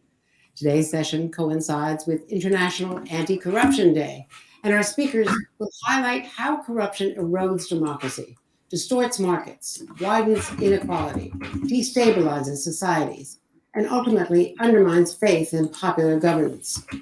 As authoritarianism rises around the world, it has never been more important for stakeholders in democratic governments to think about how we can act collectively to counter the corrosive effects of corruption. Our panel today will feature a thoughtful discussion on how we can promote robust civil societies and a free press to enhance government transparency and accountability, with the goal, of course, of improving people's lives in all of our countries. We begin today's session with President Maya Sandu of the Republic of Moldova. President Sandu won her election with a pledge to end a long-standing reign of corrupt politicians and oligarchs. She has more than lived up to that promise, leading the fight against corruption in Moldova, and most recently launching a 6-member anti-corruption independent consultative committee to investigate and prevent future corruption in her country. Welcome, President Sandu. We look forward to your remarks. Yeah, and with these speakers, feel free to go back over the background that you already gave us, because we got a lot of information at a rapid fire rate. So let us know. Well, yeah, I mean, just to give a background on Maya Sandu, essentially, she stood for president in the November 2020 Moldovan election. She was very much this outsider, and no one really knew very much about her, particularly within Moldova itself. And then she's defeated the incumbent, who's this kind of long-standing political figure in the country called Igor Dodon. And this was a very clear battle between pro-Western and pro-Russian sentiment, but it was also a battle between kind of pro-private versus pro-public sentiment. And she won, and even the mainstream media widely acknowledged that this was very surprising. So there is this study published by this Slovakian think tank, which stated that she owed her victory to social media and having galvanized people to support her in various different languages on Facebook and Twitter and that sort of thing. Whereas Igor only spoke in Russian, and that organization, the Slovakian think tank, is a member of this secret nexus called Open Information Partnership, which is funded by the UK Foreign Office and has well, at least until recently, a key member of it was Bellingcat, and this organization is effectively deployed to influence the outcome of elections in quote unquote countries of interest to the UK Foreign Office. And so it would be hardly surprising if she and her team and various kind of local media organizations received funding and training to to promote her. And as I said in the intro, it would be entirely unsurprising if this was rather decisive. And there is direct evidence of meddling in the Macedonian election in I believe it was late 2018 by Bellingcat, which was sent at the Foreign Office express request to brief media organizations. Yeah, and I mean I can't confirm this, but I heard it from a Macedonian that NATO was going door to door, telling people that they would lose their jobs if they didn't vote for the pro-NATO candidate in that election. But it's I mean, Lily Lynch, who founded this great website called The Balkanist, she's written a really great article for New Left Review recently, which is basically about how how Macedonia was sold, very aggressively, if not, coercively on this NATO idea, and it's already collapsed. Like there have been resignations, the government's collapsing. There's mass anti-NATO, anti-Western sentiment. This stuff boomerangs, like when you use both overt and covert means to impose unpopular foreign structures on faraway countries, people rebel, and they often rebel pretty quickly. Again, look at Montenegro. It joined NATO in 2017. It's something like 70% of the population don't want it, and they want to leave. Yeah, it's interesting. It's interesting that it's kind of in the UK at least, when Jeremy Corbyn became Labour leader, it was much brought up in the press that he stood on this platform of, at least he opposed NATO membership. I don't think the party ever stood under his leadership on that particular policy. But this was regarded as, you're beyond the pale, utterly verboten. You couldn't, it was just, it's an inarguable point. But then it's important to remember that a significant proportion of Europe is not only not part of it, but doesn't want to be part of it. Right. And it's only when pro-Western leaders are installed, again, usually via some surreptitious meddling by the US and its vassals like London and Paris, that they get governments in willing to pass this stuff, and that often they themselves are extremely corrupt and unpopular. Yeah. Okay, let's play this video, and actually Mila's going to be joining us soon. Excellent. So when she joins, I'll pause the video and let her in. Distinguished guests, ladies and gentlemen, it's an honor for me to address this high-level forum on International Anti-Corruption Day on behalf of the citizens of my country, the Republic of Moldova. Despite setbacks we have experienced in the past, Moldova's citizens continue to believe in fundamental justice. They have once again rallied together to demand from politicians an end to the pervasive graft that has hindered our young democracy.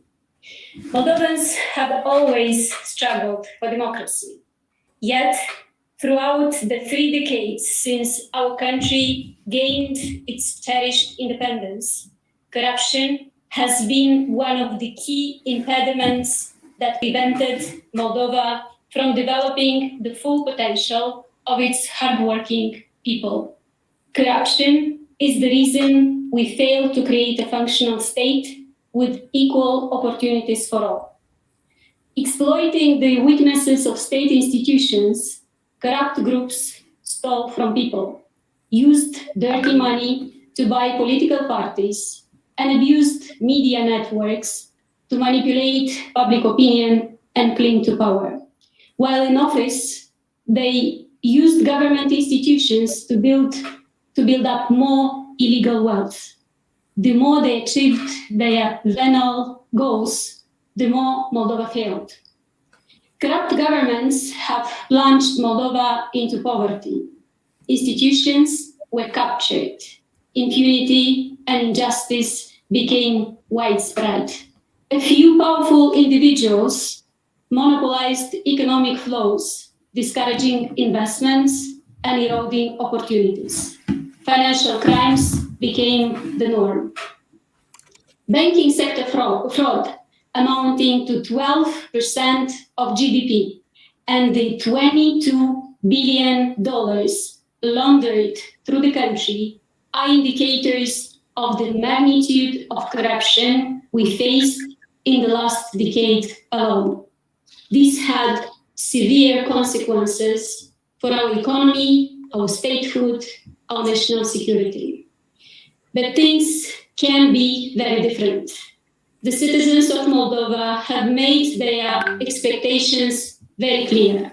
We must break the vicious cycle of corruption and state capture, which has held Moldova back for so long. This goal has united the Moldovans, regardless of their ethnic origin or the language that they speak. People want a cleaner public service, which would be worthy of respect, strengthen social cohesion, and make the state more functional. Our fight against corruption includes specific measures. eliminating corrupt people from the justice system, including through an extraordinary external evaluation of judges and prosecutors. What the hell does that Building mean? strong anti-corruption institutions, tracing and recovering stolen money, promoting fiscal transparency and accountability, and ending illegal financing of political parties. These are not simple tasks. These are tough, serious, systemic endeavors which must be waged relentlessly across the board.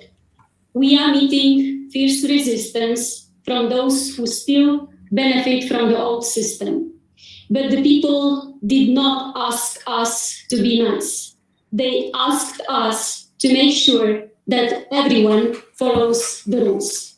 And we are determined to do this in good faith for the benefit of all citizens, for the common good. This takes me to my final message. Corruption has to be tackled from both ends, both where money is stolen from and where money is moved to. Without targeted help from consolidated democracies, we will not succeed. Corrupt officials with their ill-gotten gains should not be allowed to settle and lead comfortable lives in Western democracies after looting vital resources from their home Tell country. that to Leopoldo Lopez. The $1 billion from the banking fraud and the $22 billion laundered from Moldova traveled through the accounts of entities in 60 different countries. We need more cross-national investigations against cases of large-scale corruption. We need tighter enforcement of international regulations against money laundering by established democracies. Assets should be more easily returned to the people from whom they were stolen. They should improve people's lives and not be enjoyed by fugitive criminals.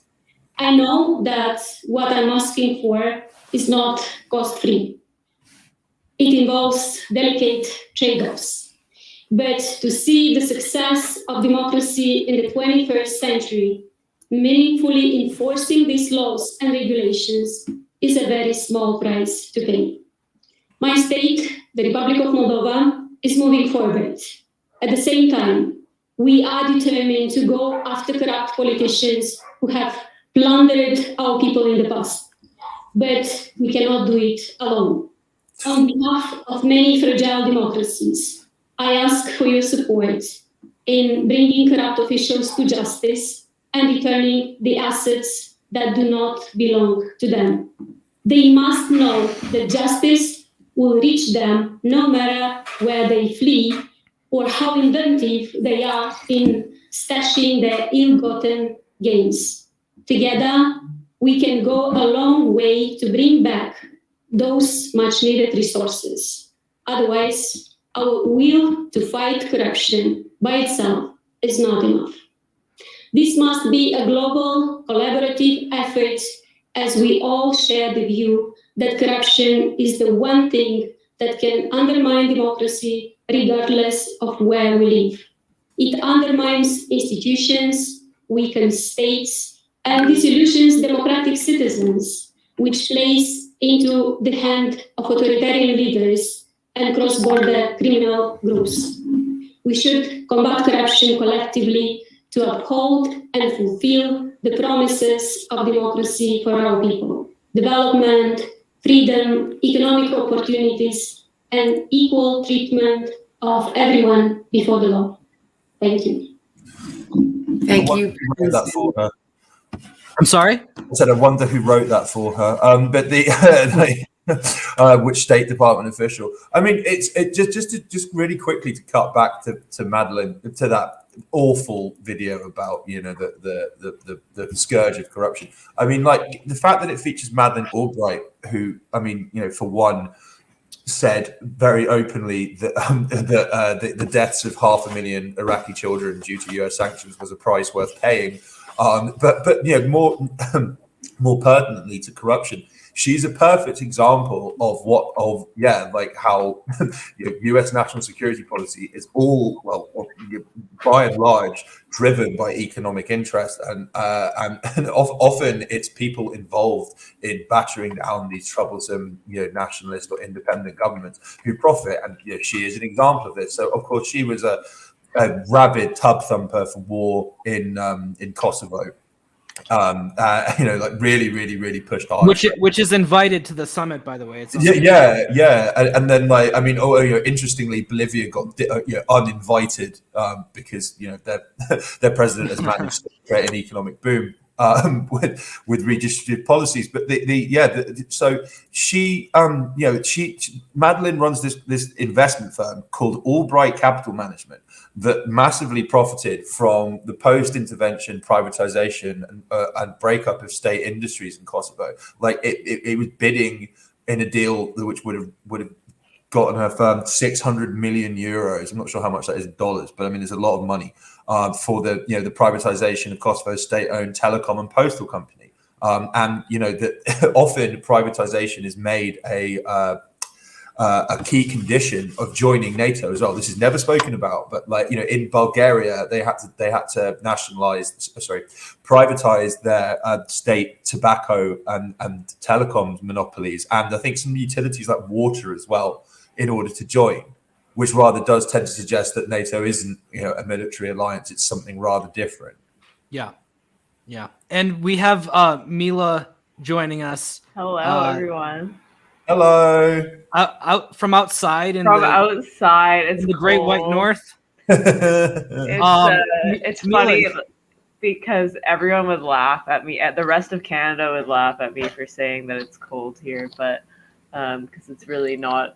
There's no snow, but there was some floods here, so this is why I'm late. I had to deal with the flooding of my apartment, and I am now broadcasting live from outdoors. So. Yeah, and looking a little bit with the sunglasses and the coat zipped up here, you looked a little bit like Ghislaine Maxwell avoiding paparazzi detection.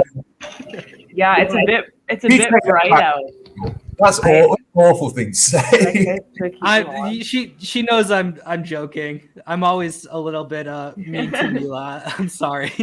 No, it's all good. I deserve it. No, it is very bright, but it's cold. Unfortunately. Well, look, if you get too cold, you don't have to stick around. I know it's rough out there. I'm in beautiful Mexico where cold means 60 Fahrenheit. Oh man, I don't know what that means because I don't know what Fahrenheit is, but I'm sure neither does anyone here or the rest of the world. But we actually have Jeb is going to join us. Jeb Sprague, author and professor and occasional journalist. He's going to join us momentarily. So I'll wait to play our next speech for him to join. But have you been following the summit at all, Mila? I loved your tweet yesterday. Oh yeah, Let's pull up that tweet. Yeah, sure, go for it. I caught a little bit of the Venezuela stuff this morning, and I was hearing you guys talk about the diaspora, and to me, that really resonates because I notice this a lot with Lebanese diaspora as well. I see a lot of people who kind of want to please or appease the U.S. narrative, and I think it's comes from a place of insecurity a lot of times because you end up getting praise. Americans or Canadians love to hear Lebanese people be like, oh yeah, Iran is ruining our country or whatever, even though you probably went once or twice on some vacation and don't really know what exactly Iran's relationship with Lebanon is. Meanwhile, a lot of people living there are just happy to have been provided with fuel from Iran, because they need fuel to live. Yeah, exactly. So there's a huge disconnect between diaspora and I say this as a diaspora as well. I don't know the intricacies of what's going on over there. The only thing I know is from family or friends. But I really do think with Venezuela, that's another thing. Like you meet a lot of people, especially the ones who have like last names like Houseman, and I'm like, yeah, okay. Yeah. I'm sure you're like really in tune with the Latino plight or whatever. I got called anti-Semitic for calling her Frau Hausmann. Oh no. But wait, why is that anti-Semitic? Well, she's half Jewish, half German. Oh. Okay. So, but I didn't realize that. I thought she was all German. But you should play the card back and say that they're anti-Semitic for calling you anti-Semitic. Right. You know, you could be like, I can play this game all day. You really can play that game all day. Yeah. But let's pull up your tweet real quick. And we actually talked about the tweet you were quote tweeting already, so I'm going to ignore that part. But you wrote, true democracy, on the other hand, is when two wealthy narcissists with declining cognitive capacity compete over who is going to be the one dropping bombs on the Middle East. I'm trying to understand this. When will they, you know? We have a lot of background noise from someone. I don't know. Oh, that's me. There's a Think Green truck outside. Getting ready to import some rare earth metals, I'm sure.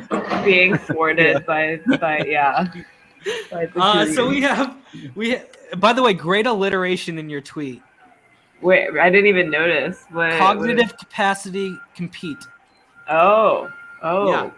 Actually, declining was the word before that. So I think one of those lumber cutting vehicles is backing up. I heard a beeping noise. Yeah, that's from here. It's a think. Yeah, think green, think clean.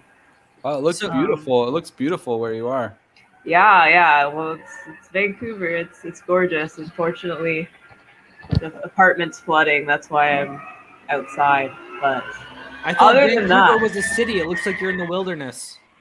Yeah, I'm not like downtown. I don't live downtown, but I'm not like fully wilderness. I'm not like Ted Kaczynski out here. This is a trail behind me, which is great for runners and bikers. But yeah, no, the tweet. It's funny. I said declining cognitive capacity. I was gonna say dementia, but I thought that people might like accuse me of something. So yeah. I went with. Now I'll do it. You're accused. So we have Jeb Sprague here. Jeb is a lecturer and an author. The name of your book, Jeb? Oh, which one? The first one's paramilitarism. The first one is paramilitarism. I can't even remember. And the assault on democracy in Haiti. Yeah, that looks at paramilitary groups and the history of that in Haiti. And the other book is Globalizing the Caribbean, Political Economy, Social Change, and the Transnational Capitalist Class. That's more of like a boring academic book, but the 2012 book is kind of more like, I think, activists have been more into. Yeah. Well, thanks so much for joining. We have another speech that is prior to this panel that we're going to be watching. We're going to go for about another hour.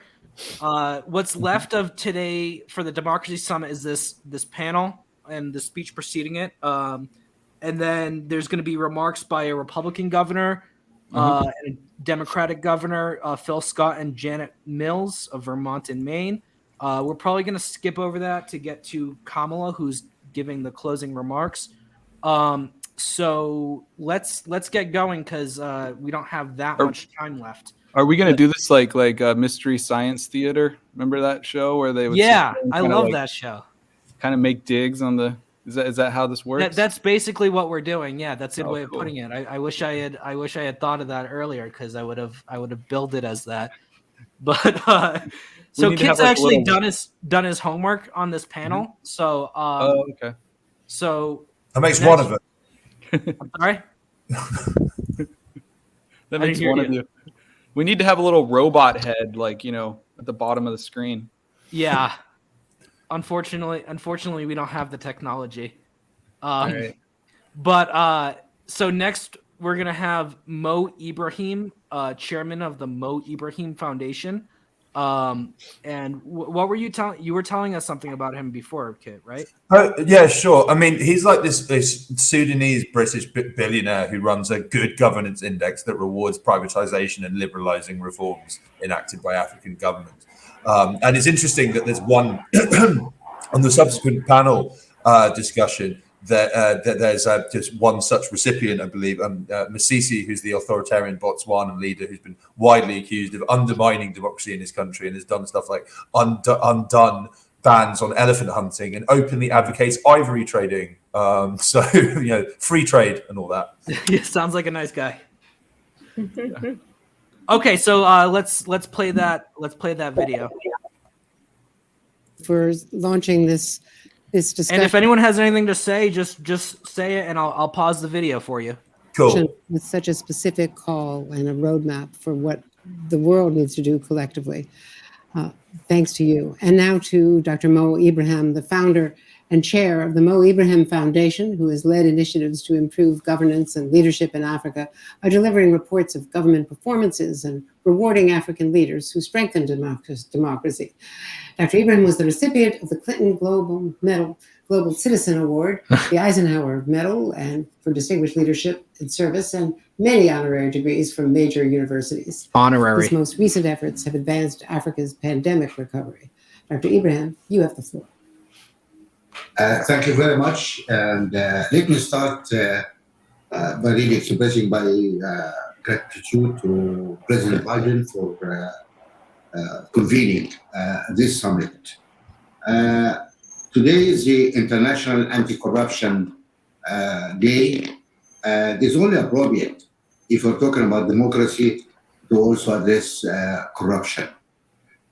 Because corruption really undermines democratic institutions and rule of law. It distorts markets, it slows economic development, Not the heightens markets. conflicts and stability. It also contributes to environmental destruction, and it erodes trust between citizens and governments. In Africa, As if all of these bourgeois democracies that they have are not completely just like structurally, the whole thing is built on corruption and exploitation and repression. Often in Africa as well. Keep going. Sorry, we can just talk over them. Illicit financial flows out of Africa are really staggering. It's averaging over $107 billion annually, every year. That's the average, over $100 billion a year. This is much more than the sum of all foreign aid coming to Africa and the debt, concessional debt over to Africa. It's a tsunami of money leaving Foreign Africa. aid. What does it mean for Africa? It means that 600 million people are without electricity. It means lack of resources to improve health and education. Maybe you could have got a little bit more money to buy some vaccines if it is possible. I mean, other people are hoarding the vaccine even with money you cannot buy it, but it also means more inequality and instability. This is the cost of corruption. It is a real cost for people's lives and way of living. Now, despite the work of the United Nations, the Financial Action Task Force, OECD, despite the red flags from the World Bank, from the IMF, and despite the wonderful work of many foundations, very little progress has been made. Why? I think maybe because we're not very serious about tackling corruption. Take transnational bribery, cross-border bribery and corruption. This has been legal for centuries, have been legal. Until 1977, when the United States introduced the Foreign Corrupt Practices Act. Oh yeah. So since 1977, the U.S. doesn't engage in bribery and corruption. Wow. Like withholding hundreds of millions of dollars from especially in Afghanistan, Europe. Actually, Venezuela. some European countries, nobody has been charged. China had drive against corruption. Yet, we haven't heard of any prosecution. We have what you call legalized corruption in the United Chinese States. They just have more behavior. laws and lobbyists.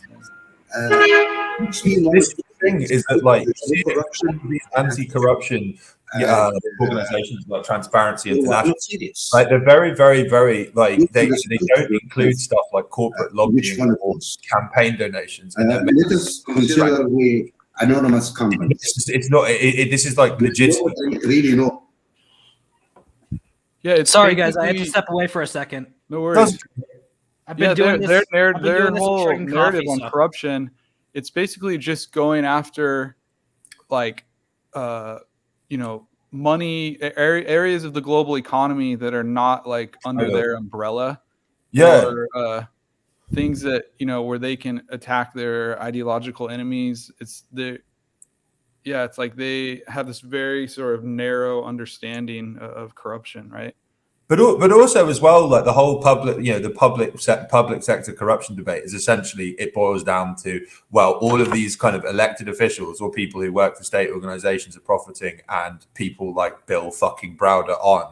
So, like, it's better that, like, you know, he gets to enjoy the fruits of endemic corruption rather than, you know, pesky ordinary people. It's extraordinary, actually. It's really extraordinary. But we know how important this corruption issue is because there's 448 people watching this stream. And so, I mean, that's clearly there's a real interest in this. And not only that, but, you know, we know how democratic this whole process is because right here it says chat is disabled for this live stream. Really? Yeah. Look, I'll Very zoom democratic. in. Comments are turned off. Why do they hate free speech? You didn't do that? No. I mean that's I have the actual summit stream here. So this is see the Democracy Summit right here. The commoners are not allowed to partake in this discussion. But I'm going to go ahead and play. You know what? This guy's a little bit boring, as have everyone else been. Aren't they all? But let's skip ahead a little bit because we don't have that much time, and I wanna have time to talk about the panel and Kamala, and it's going to get a little bit busier towards the end. But I don't think I'll be able to stick around for Kamala. I'm afraid. I just find it just so objectionable. Oh, that's why I came here. California's top cop.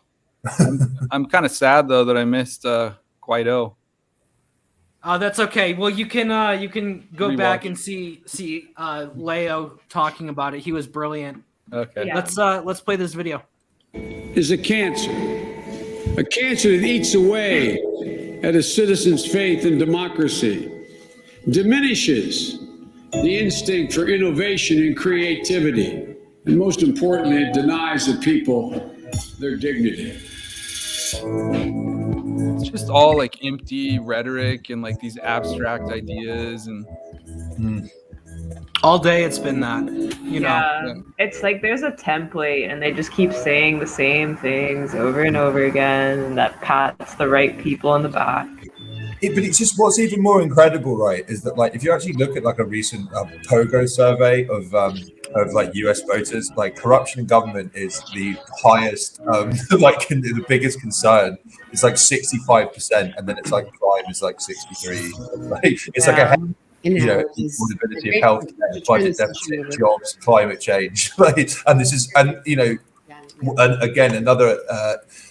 The interesting example of politicians being bought is that if you look at the revenue that the Clinton Foundation received it was like from about 2009 onwards, it was like raking in hundreds of millions annually, and then last year it got 16.3 million presumably because there's no way she's going to be president now, and therefore her influence and ability to help rich people get richer is greatly truncated, so that she's kind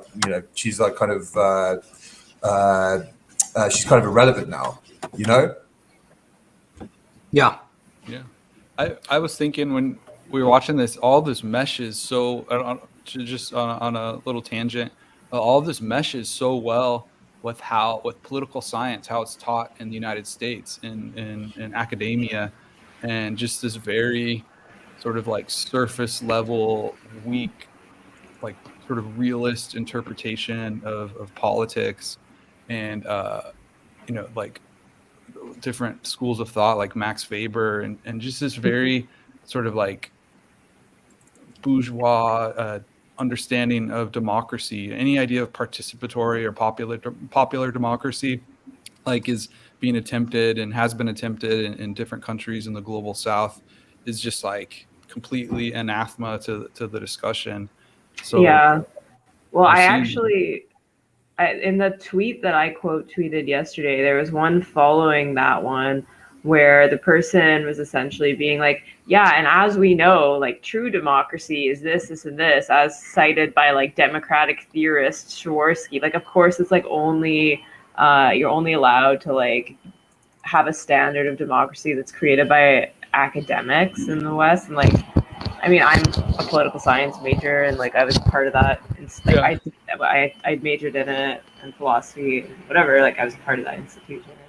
And it is definitely incredible. I think it's more than anything a resume builder. If you want to join like NATO or the UN or whatever, it's not necessarily like, I think I've learned more, understood more about politics from just like talking to like ordinary people with like regular grievances rather than what I've learned like from political science.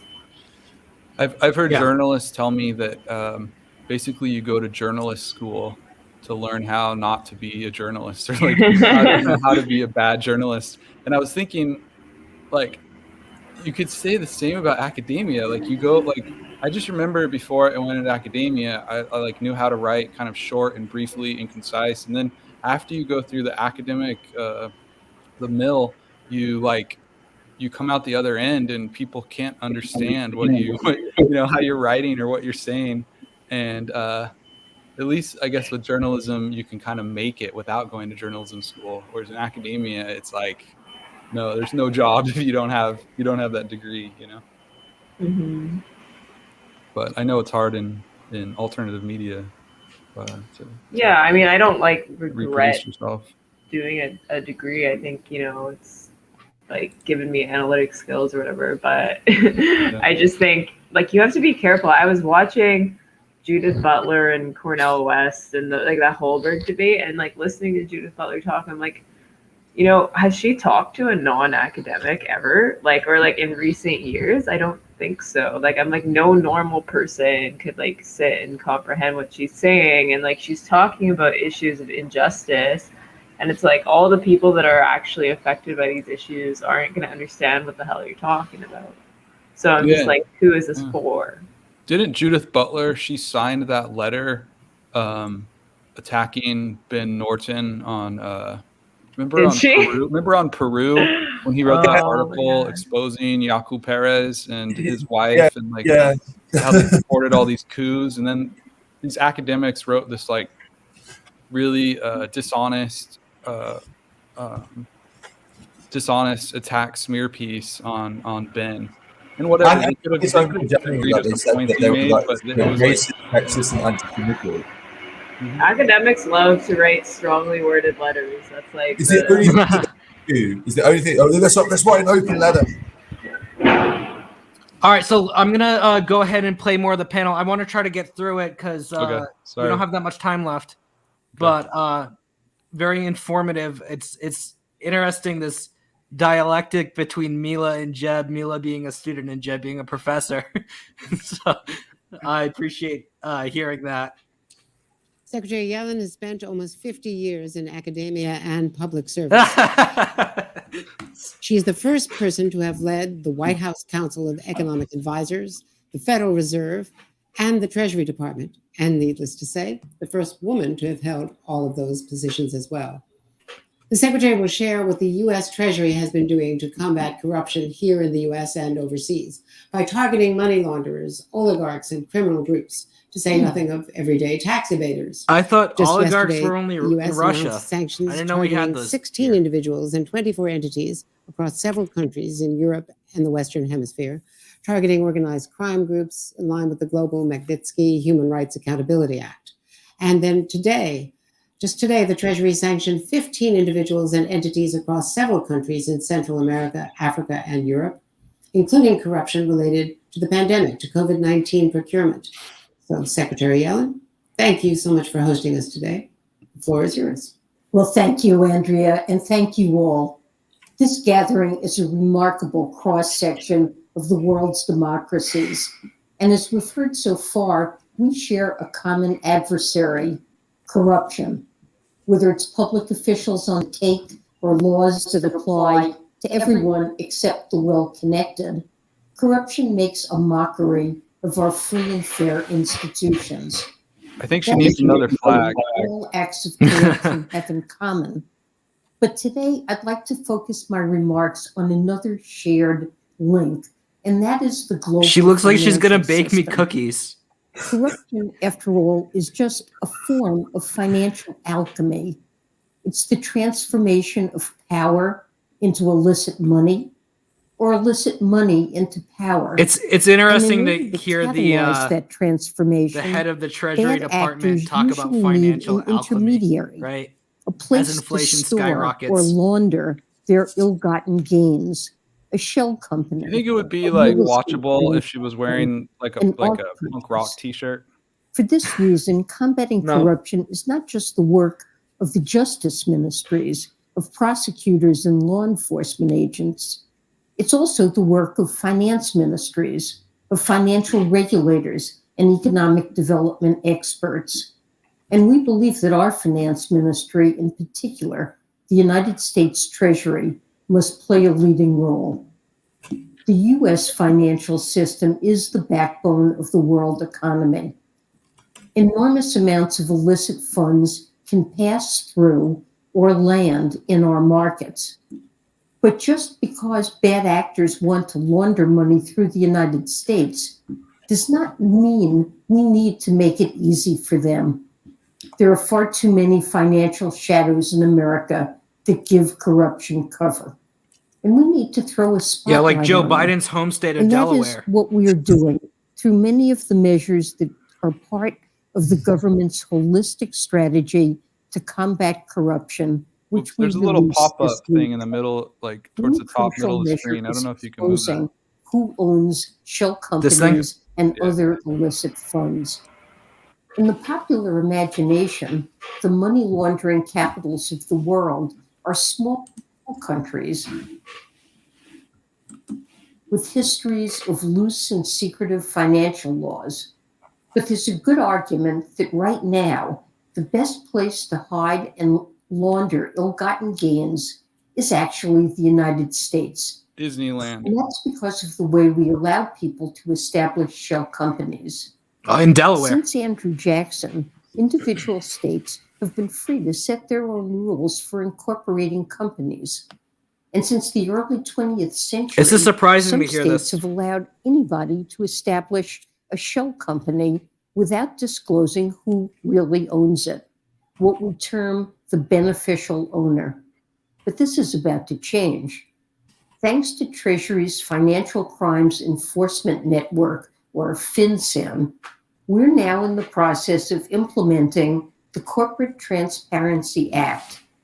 A big bipartisan majority passed the law last year, and it allows us to build a national database of who owns what shell company. On Tuesday, FinCEN issued a proposed rule to collect the necessary information that will help us build this database.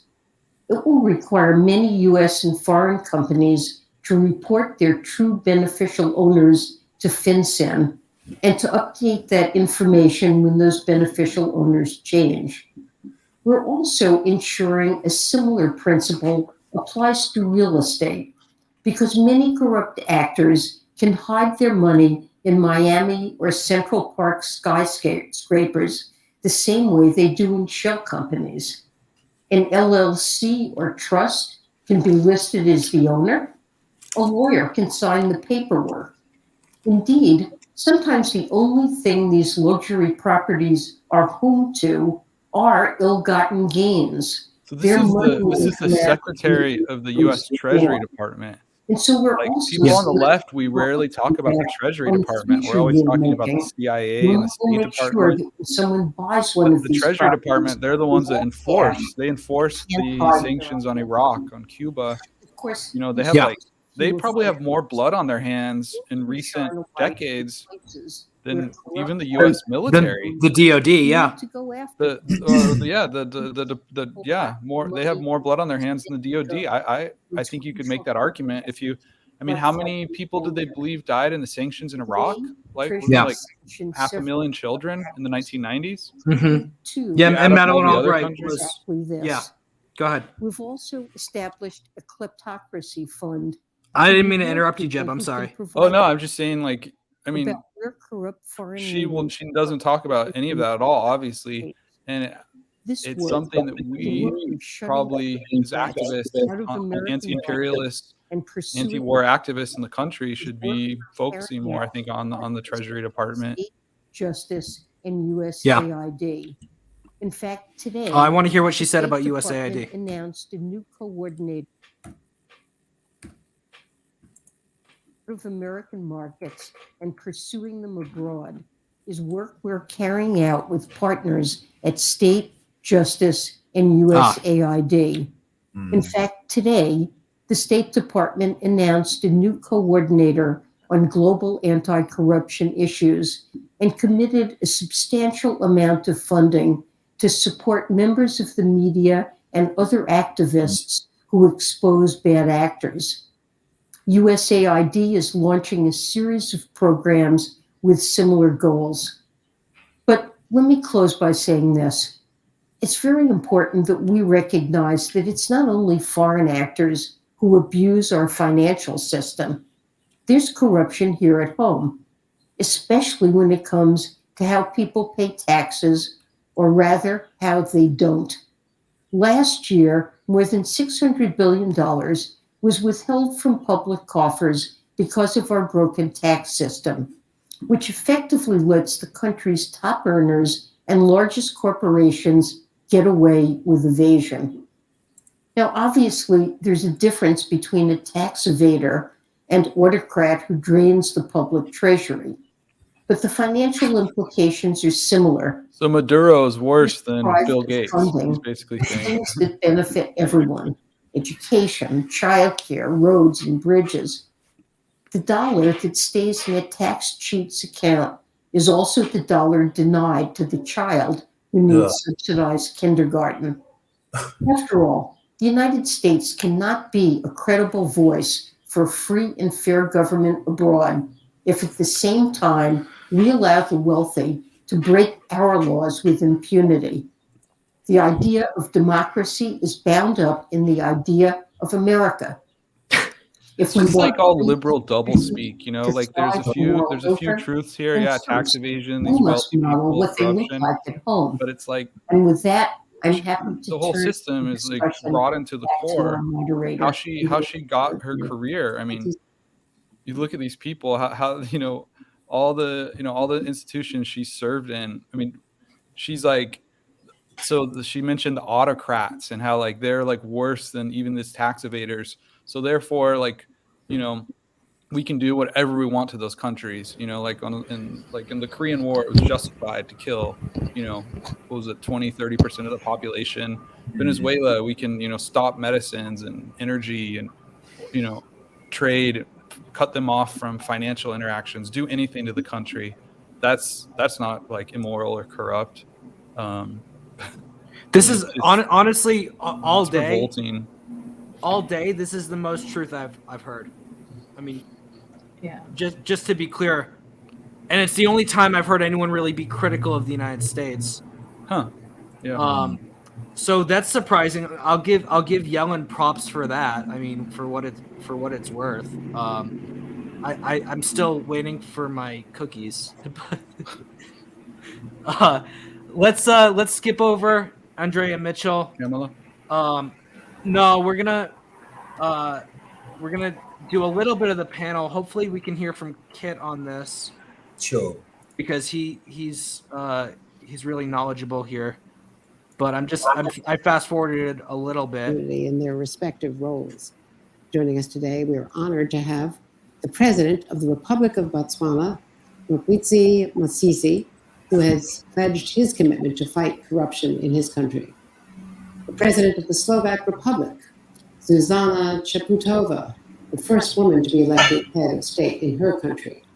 As a lawyer and environmentalist, she won a landmark case in the European Court of Justice, confirming the public's right to participate in decisions that impact the environment.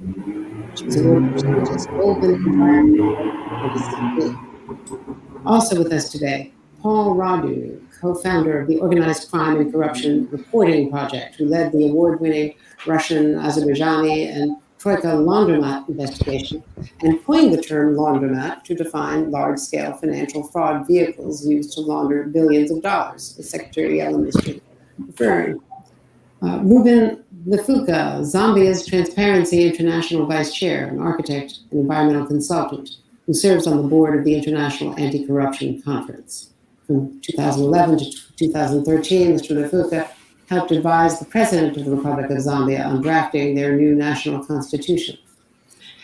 And Ecuador's Attorney General, Diana Salazar Mendez, who has been recognized by Secretary of State Blinken, as you just saw, as one of 12 inaugural anti-corruption champion heroes. She was the youngest person and the second woman to assume that post, and the first career prosecutor to become the country's chief law enforcement officer. Also with us is Ecuador is such a beacon of democracy. Co-founder and executive director of Ukraine's Anti-Corruption Action Center. Repress the left in their country, political persecution. Yeah, and taken millions from the International Monetary Fund, basically sold their country out. Sold Assange out, right? Everything. Thank you very much, Andrea. Secretary Yellen, distinguished panelists. It's an honor for me to be invited to take part in this segment of President Biden's summit. The fight against corruption is at the top of my country's development agenda. And therefore, sharing this platform with a team of distinguished panelists to discuss this phenomena is encouraging as we learn more about the most effective ways to fight this vice. Corruption is commonly defined as the abuse of entrusted power for personal gain. It is a silent crime sustained by weak administrative systems and lack of accountability. It contributes to poverty by denying the poor and marginalized people in society basic services and amenities meant to address inequality and social injustice. In Botswana, we have embraced the importance of political will as critical in the fight against corruption because it engenders an anti-corruption culture at the highest level, which offers a firm foundation to deal with the vice. Botswana is aware of the corrosive nature of corruption on democracy and the rule of law. Hence, we have made it the responsibility of the political leadership and senior public servants to inculcate anti-corruption measures in their processes and procedures. In this respect, we have taken a deliberate decision to ensure that all government ministries and departments have anti-corruption units within their structures to conduct transaction monitoring for early detection of corruption practices. This initiative was informed by the realization that the fight against corruption is crucial in our governance system. We therefore encourage all systems of government to promote ethical behavior, integrity, commitment to standards and processes in their daily transaction as an anti-corruption tool. With rapid economic development, Botswana, like other countries, experience incidents of corruption, both in the public and private sectors. The fight against corruption is an effective tool and key to promoting good governance. As such, the agency mandated to combat corruption must be well-resourced and granted independence to conduct its affairs without any form. Yeah, please.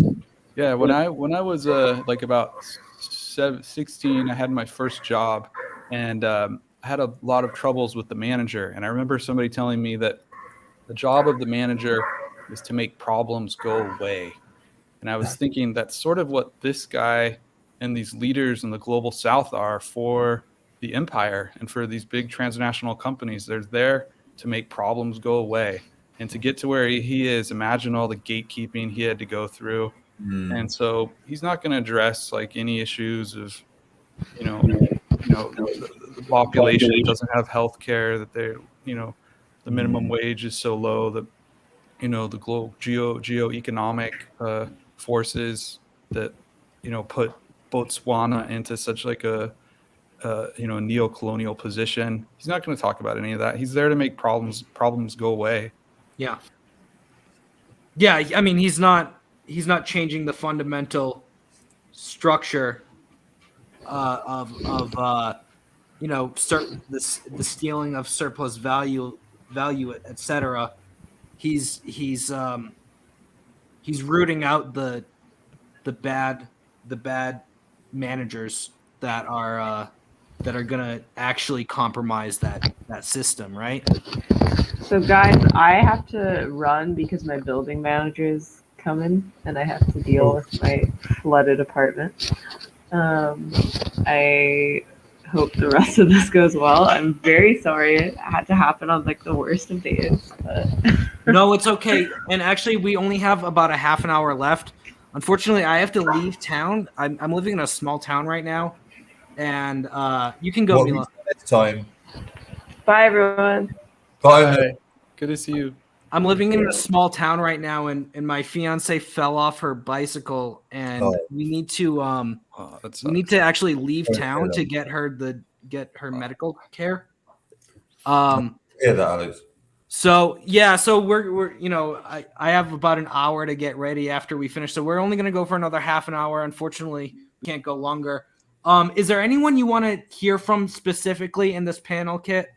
Yeah, I mean, like whack on Paul Radu, who's like the co-founder of OCCRP, because I think it's just like it's really interesting that she just meant I think Yellen mentioned that he coined the term laundromat to refer to grand financial schemes because their reporting on Troika was a perfect example of how they actually kind of end up serving power with all of their kind of crusading public interest journalism.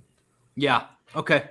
Let's do that now. Search desk that helps journalists to trace people, companies, and assets in criminal networks and to keep track of information in more complex investigations. So what do you see as the greatest obstacle to holding governments accountable, in particular in Romania and also around the world? Yeah. Thank you, Andrea, and thank you very much for inviting me to speak at this forum on behalf of my amazing colleagues at the Organized Crime and Corruption Reporting Project. We are investigative reporters working tirelessly in investigating organized crime, exposing the highest levels of corruption. And one of the main obstacles in investigating corruption, in exposing corruption, is the infrastructure that was built over more than 30, 40 years, over decades, the infrastructure, the criminal infrastructure that allows for this corruption to flourish. Now, I grew up in Eastern Europe. I'm from Romania. And in the early 90s, we were high on this dream of democracy. It was right after the fall of the Berlin Wall, right after the fall of the communism. And we thought, the page has turned. And we're living in a new era, and people have a new chance to experience freedom. What we didn't know was that we turned a page in the same book. The same people who were looting the countries, the Eastern European countries, in the 80s, in the 70s, kept on looting in the 90s, in the 2000s. 20 years later, I was with my co-founder in Cairo, in Egypt, working with investigative reporters in the Arab countries and North Africa in exposing high-level organized crime and corruption in their countries. They were full of hope as well, because they thought the tide has turned. And, you know, hope was crushed at every turn, because what we didn't see, what many didn't see, was that this corrupt infrastructure that the criminals put in place over decades was still left intact. And this corrupt infrastructure is comprised of offshore companies, the lack of transparency when it comes to the financial services, the fact that the criminals are very innovative. They are early adopters of technology. They put together systems, corrupt systems, that are replicated over and over across geographies, across servers. So this is the biggest obstacle in fighting corruption, the fact that this infrastructure is not seen enough by enough people who can act on it. Right, okay, pause it. OCCRP.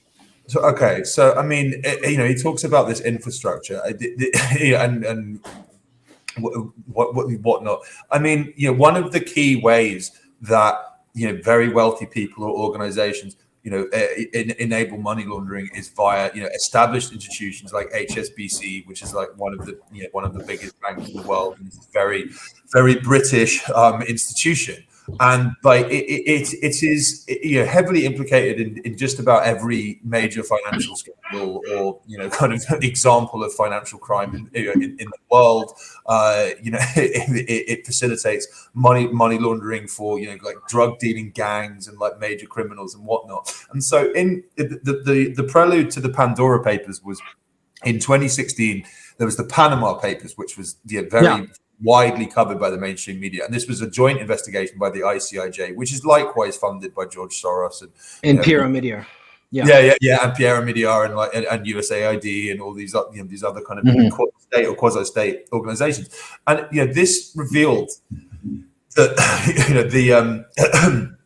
this revealed how you know, global elites use the services of this Panamanian offshore law firm called Mossack Fonseca, which had been, you know, exploited by wealthy people and public officials for fraud and tax evasion, and, you know, blah blah blah blah blah. And then, you know, the pairs reporting and, you know, and resultant media coverage was, you know, focused very heavily on kind of Western politicians who used this firm's services. But then the key promoter of you know, the paper's most lurid contents was the aforementioned piece of shit Bill Browder, and he was all over this and saying that this proved that, like, you know, that Russia was this heavily corrupt country. But then what he never mentioned, and indeed what the media never mentioned, is that he's named himself in the Mossack Fonseca papers, linked to a large number of shell companies, to insulate himself and his clients from tax on profits he made from raping and pillaging Russia during the 90s, and to disguise ownership of these huge properties he owns in the US when, you know, he gave up his US citizenship so to avoid tax in the country. He's now non-domiciled in the UK, but it's just like, you know, Mossack Fonseca, I mean, and Browder himself has actually got an intimate relationship with OCCRP, and has, you know, promoted their work, etc. And they've never mentioned that that he's named in them, and yes, is a, you know, highly corrupt billionaire who has gained his wealth through a variety of illicit means. But then also as well, I mean, you know, Mossack Fonseca doesn't exist anymore. A vast number of, you know, offshore law firms still do, and they're often backed by HSBC. And, you know, again, as I said, you know, the Troika laundromat, right? Like, HSBC was named on the Troika Bank's own website as his agent's partner, and then the head of OCCRP's data team publicly acknowledged that HSBC was incredibly prominent in all of the Troika's corrupt schemes. That's a direct quote from him. But then this was again never mentioned by the mainstream media. OCCRP never released the underlying data on HSBC's involvement in this. And then I suspect that the reason for this was OCCRP's reporting partners on this story, on the Troika story, were the BBC and the Guardian. And like the BBC counted Rona Fairhead who was a HSBC non-executive director, at the same time, like the head of the British state broadcaster was also working for this highly corrupt bank. And then The Guardian, the OCCRP's other reporting partner on this story, has enormous a commercial relationship with the bank, and it's like largely dependent on its advertising revenue in order to like stay afloat. So quite clearly there are blind spots in all of this, and all it takes is enough people with a vested interest in turning a blind eye for a very, very, very slanted picture of reality to filter out in public. Well, this just as well as I do, that this whole the anti-corruption NGOs, the investigative journalistic NGOs, they're all getting money from the same people to do the same thing, and oftentimes it's those very same people that are incidental in their focus, right? I mean, Piero Migliar, again, a funder of the International Consortium of Investigative Journalists, who does all these papers, Panama Papers, Paradise Papers, whatever the last one was, Pandora Papers. He was exposed in the Panama Papers, but again, of course, The Intercept, which is owned by Piero Migliar, is not talking about it. It didn't get the mention it didn't get mentioned in mainstream media, but it's like you have these handful of oligarchs who have these investments in various civil society sectors that all kind of work in collusion with each other to bring about an outcome that will be to the financial benefit of those oligarchs, and that outcome is color revolution and regime change. I mean, this is why I appreciate your work, because you're one of the rare journalists that actually understands that, right? So it's an amazing thing I have to like see reality. I was just going to say, like, if you want to, it's been great, guys. I might skip off now, and then you can skip ahead to Kamala, because I mean, No, I think that's a great idea. Like I said, I only have an hour to get ready before I have to pack my bags and leave town. So thank you so much, Kit, for joining us. Follow him on Twitter at Kit Klarenberg. Follow his new Substack. Just a brilliant reporter. One of the few people who's actually exposing these intelligence agency projects and the projects of the financial elite. So thanks so much, Kit. No, my pleasure, Alex. Anytime. Take care, mate. Thanks, Kit. Thanks, Kit. Appreciate it. Yeah. See you. All right, and as Kit suggested, we're gonna try to skip forward to Kamala. I think I have the schedule somewhere. Let me see the schedule, because Kamala's coming up at 1:25. Oh, so I think she's done already, right? Yeah, she should be done already, because she's only 10 minutes long. I might actually end this a little bit shy of 1, just because I really have to rush out the door.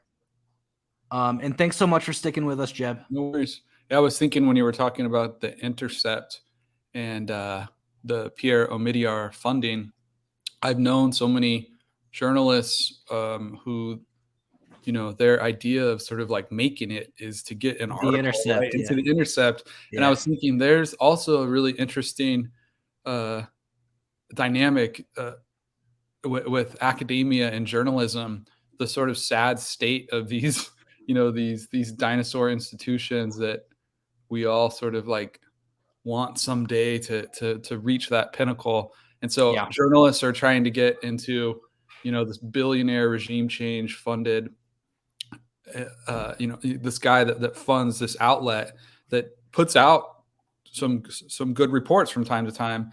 And, you can actually make money writing for them. So this is the place. Yeah. And in academia, it's the same thing. It's that people want to get to these universities, these research universities, these, these ivory towers and these places that are just bathed in all of this money, and the DOD money also, by the way, and different corporate philanthropic donors, and, these profit-making institutions that are so tied in with state power and the sort of the ideological apparatus, the reproduction of that in our country. So it's interesting that like both those careers that we've had from time to time still are involved in from time, that's where the real anti-corruption work is, right? Yeah. We need to root out this kind of billionaire corruption of media and academia. I mean, and I'm not even joking, right? It sounds like I'm being silly, but I'm not. It's a real problem. I'm gonna go ahead and play Kamala. She's gonna go for 10 minutes. So I appreciate you sticking around. Let's play it.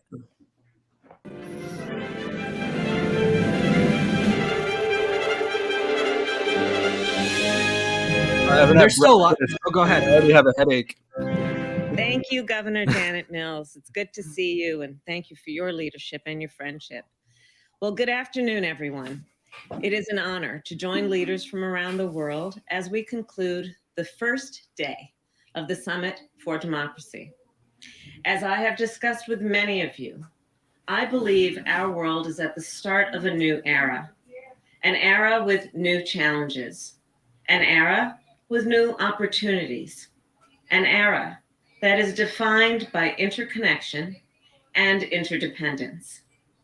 In this new era, I believe that democracy is our world's best hope, not because it is perfect, but because of its principles.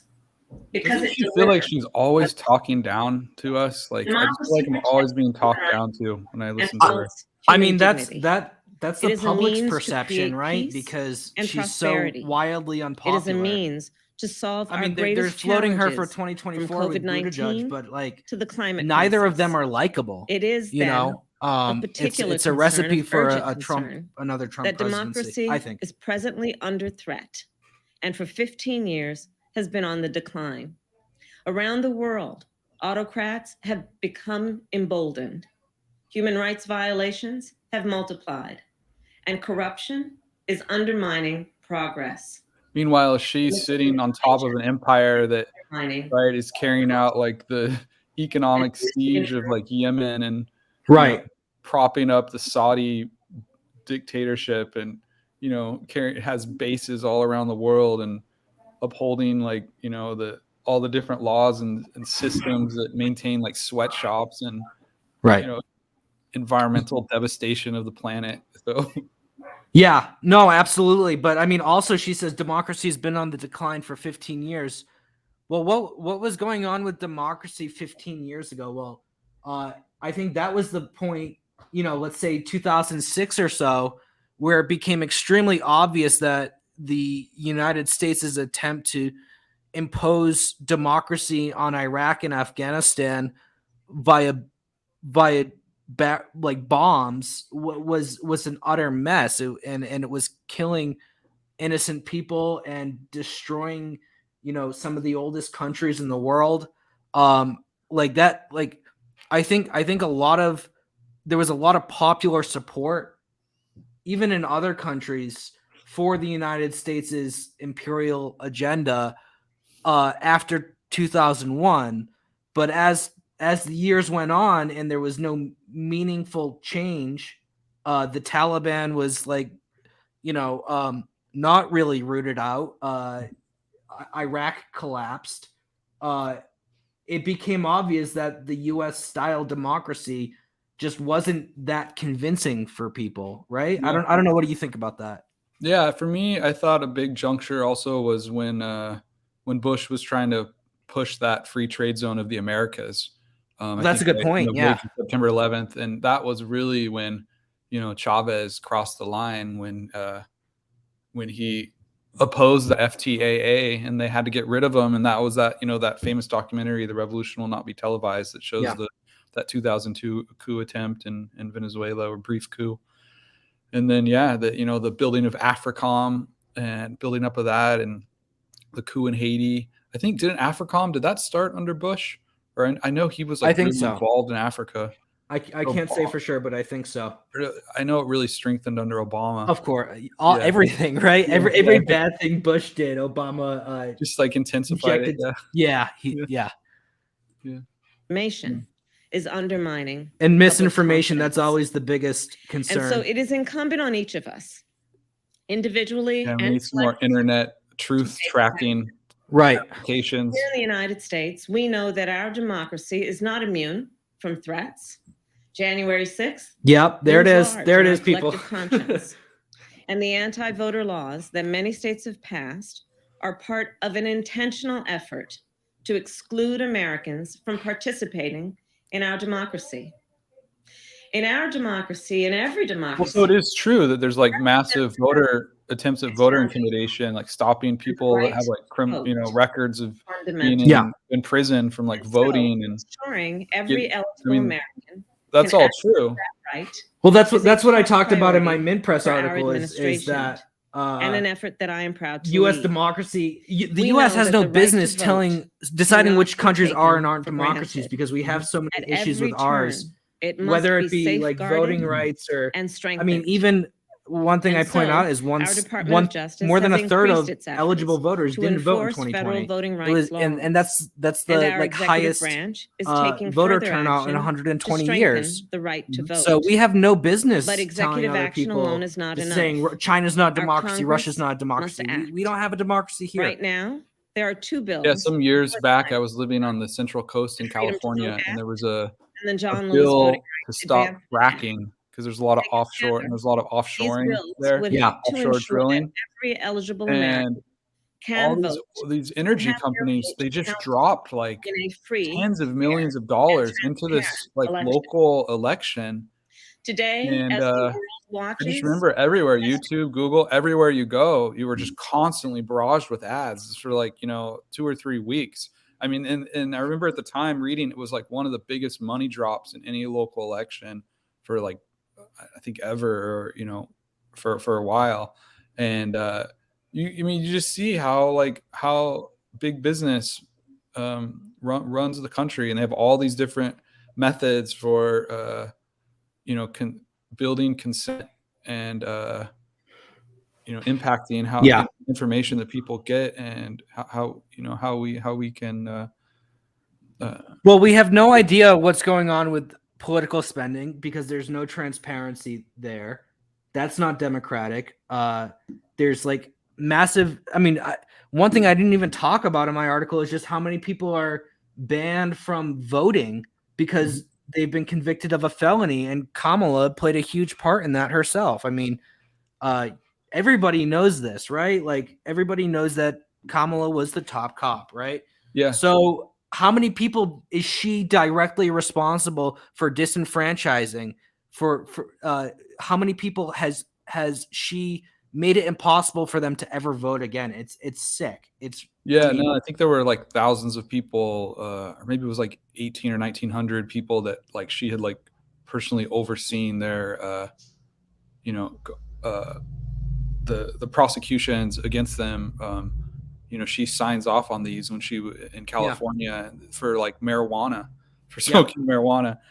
So she's definitely up to her neck in all this stuff.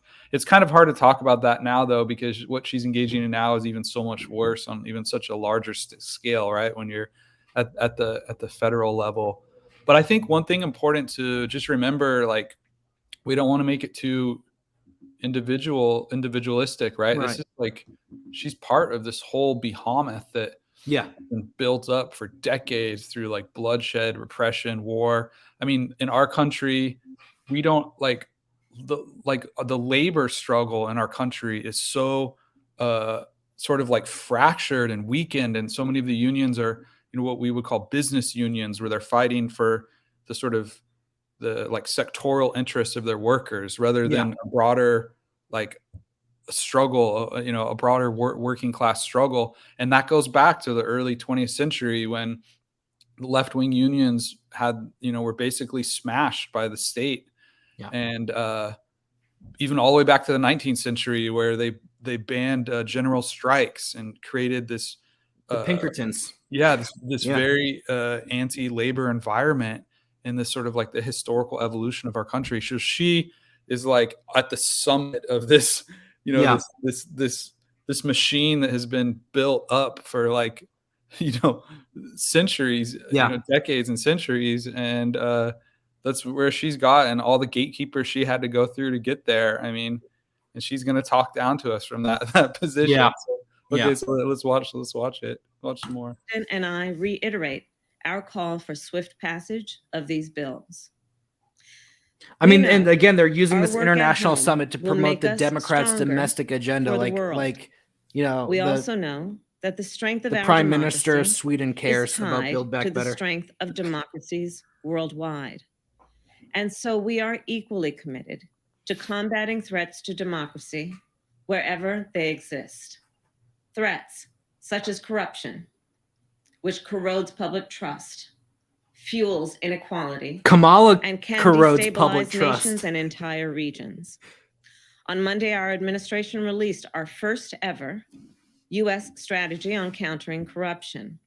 Through this strategy, we will deepen our understanding and response to the transnational dimension of this threat, which I know from my work with leaders around the world is critical. This is sort of about kind of like Human rights and strengthening democracy sort are of like inextricably linked. liberal ideology States has around also like rejoined American the exceptionalism, United Nations Human and Rights trying to Council. kind of take it back from Together, we the sort of must bloviating, like of people with direct, disabilities, you know, the right coercive jingoism of Trump. Yeah. Trying to appear as kind of this more sort of nuanced, like, you know, LGBTQI intelligent liberal that women's rights. Yeah, no, you couldn't be more right. people around the world can get behind, because we're, you know, And I will say what I said then. we're humanitarians, etc. The status Well, of and women tomorrow, is you the know, status of the democracy. chief proponent of humanitarian exclusion of intervention, women Samantha in Power, now decision-making is a director of marker of a USAID, flawed is she's got 2 democracy speaking slots and the tomorrow. full So participation of you women. know, that's exactly what this is all strengthens about. It's democracy. renewing To that the end, message our of humanitarian administration has intervention. launched the first Are you gonna national stream strategy tomorrow, or is this like No, too much, no, no, like, no, no. too much, like I have to leave cultural- town working anyways. to defend equal rights, including reproductive rights. Well, they were which are a really favorite sloppy here in the because United I was planning to do this for a And little we are while, working with but they partners didn't around the release their world schedule until to promote Tuesday the night. full participation. So I had no. of I women just I and said, okay, I'm girls. gonna do it So I on will Thursday conclude today because with I'm a- gonna pause here for a second. I'm gonna do it on Thursday because I figure they want to get like all the really crazy big names out on day one, and that's what they did with Juan Guaido. But I had no idea what was gonna be today until like, you know, Tuesday night. Wow. So yeah, tomorrow they have some more interesting people. I'd like to cover it, but unfortunately I can't just because I'm leaving town. And this is a little, you know, it's tough to sit in front of a camera for 4.5 hours. Yeah. But yeah, let's finish up our speech and then we'll get a going. short story. So this week, as we know, Olaf Scholz took office as the Chancellor of Germany. And the President and I both look forward to working with him as we did with his predecessor. And on that point, back in July, this last July, I welcomed German Chancellor Angela Merkel to my residence here in Washington, D.C. We spoke then about the status of democracy in our respective nations and around the world. And I mentioned my belief that democracy is marked by both its strength and its fragility. It was a thoughtful and a powerful conversation. And it was also very personal.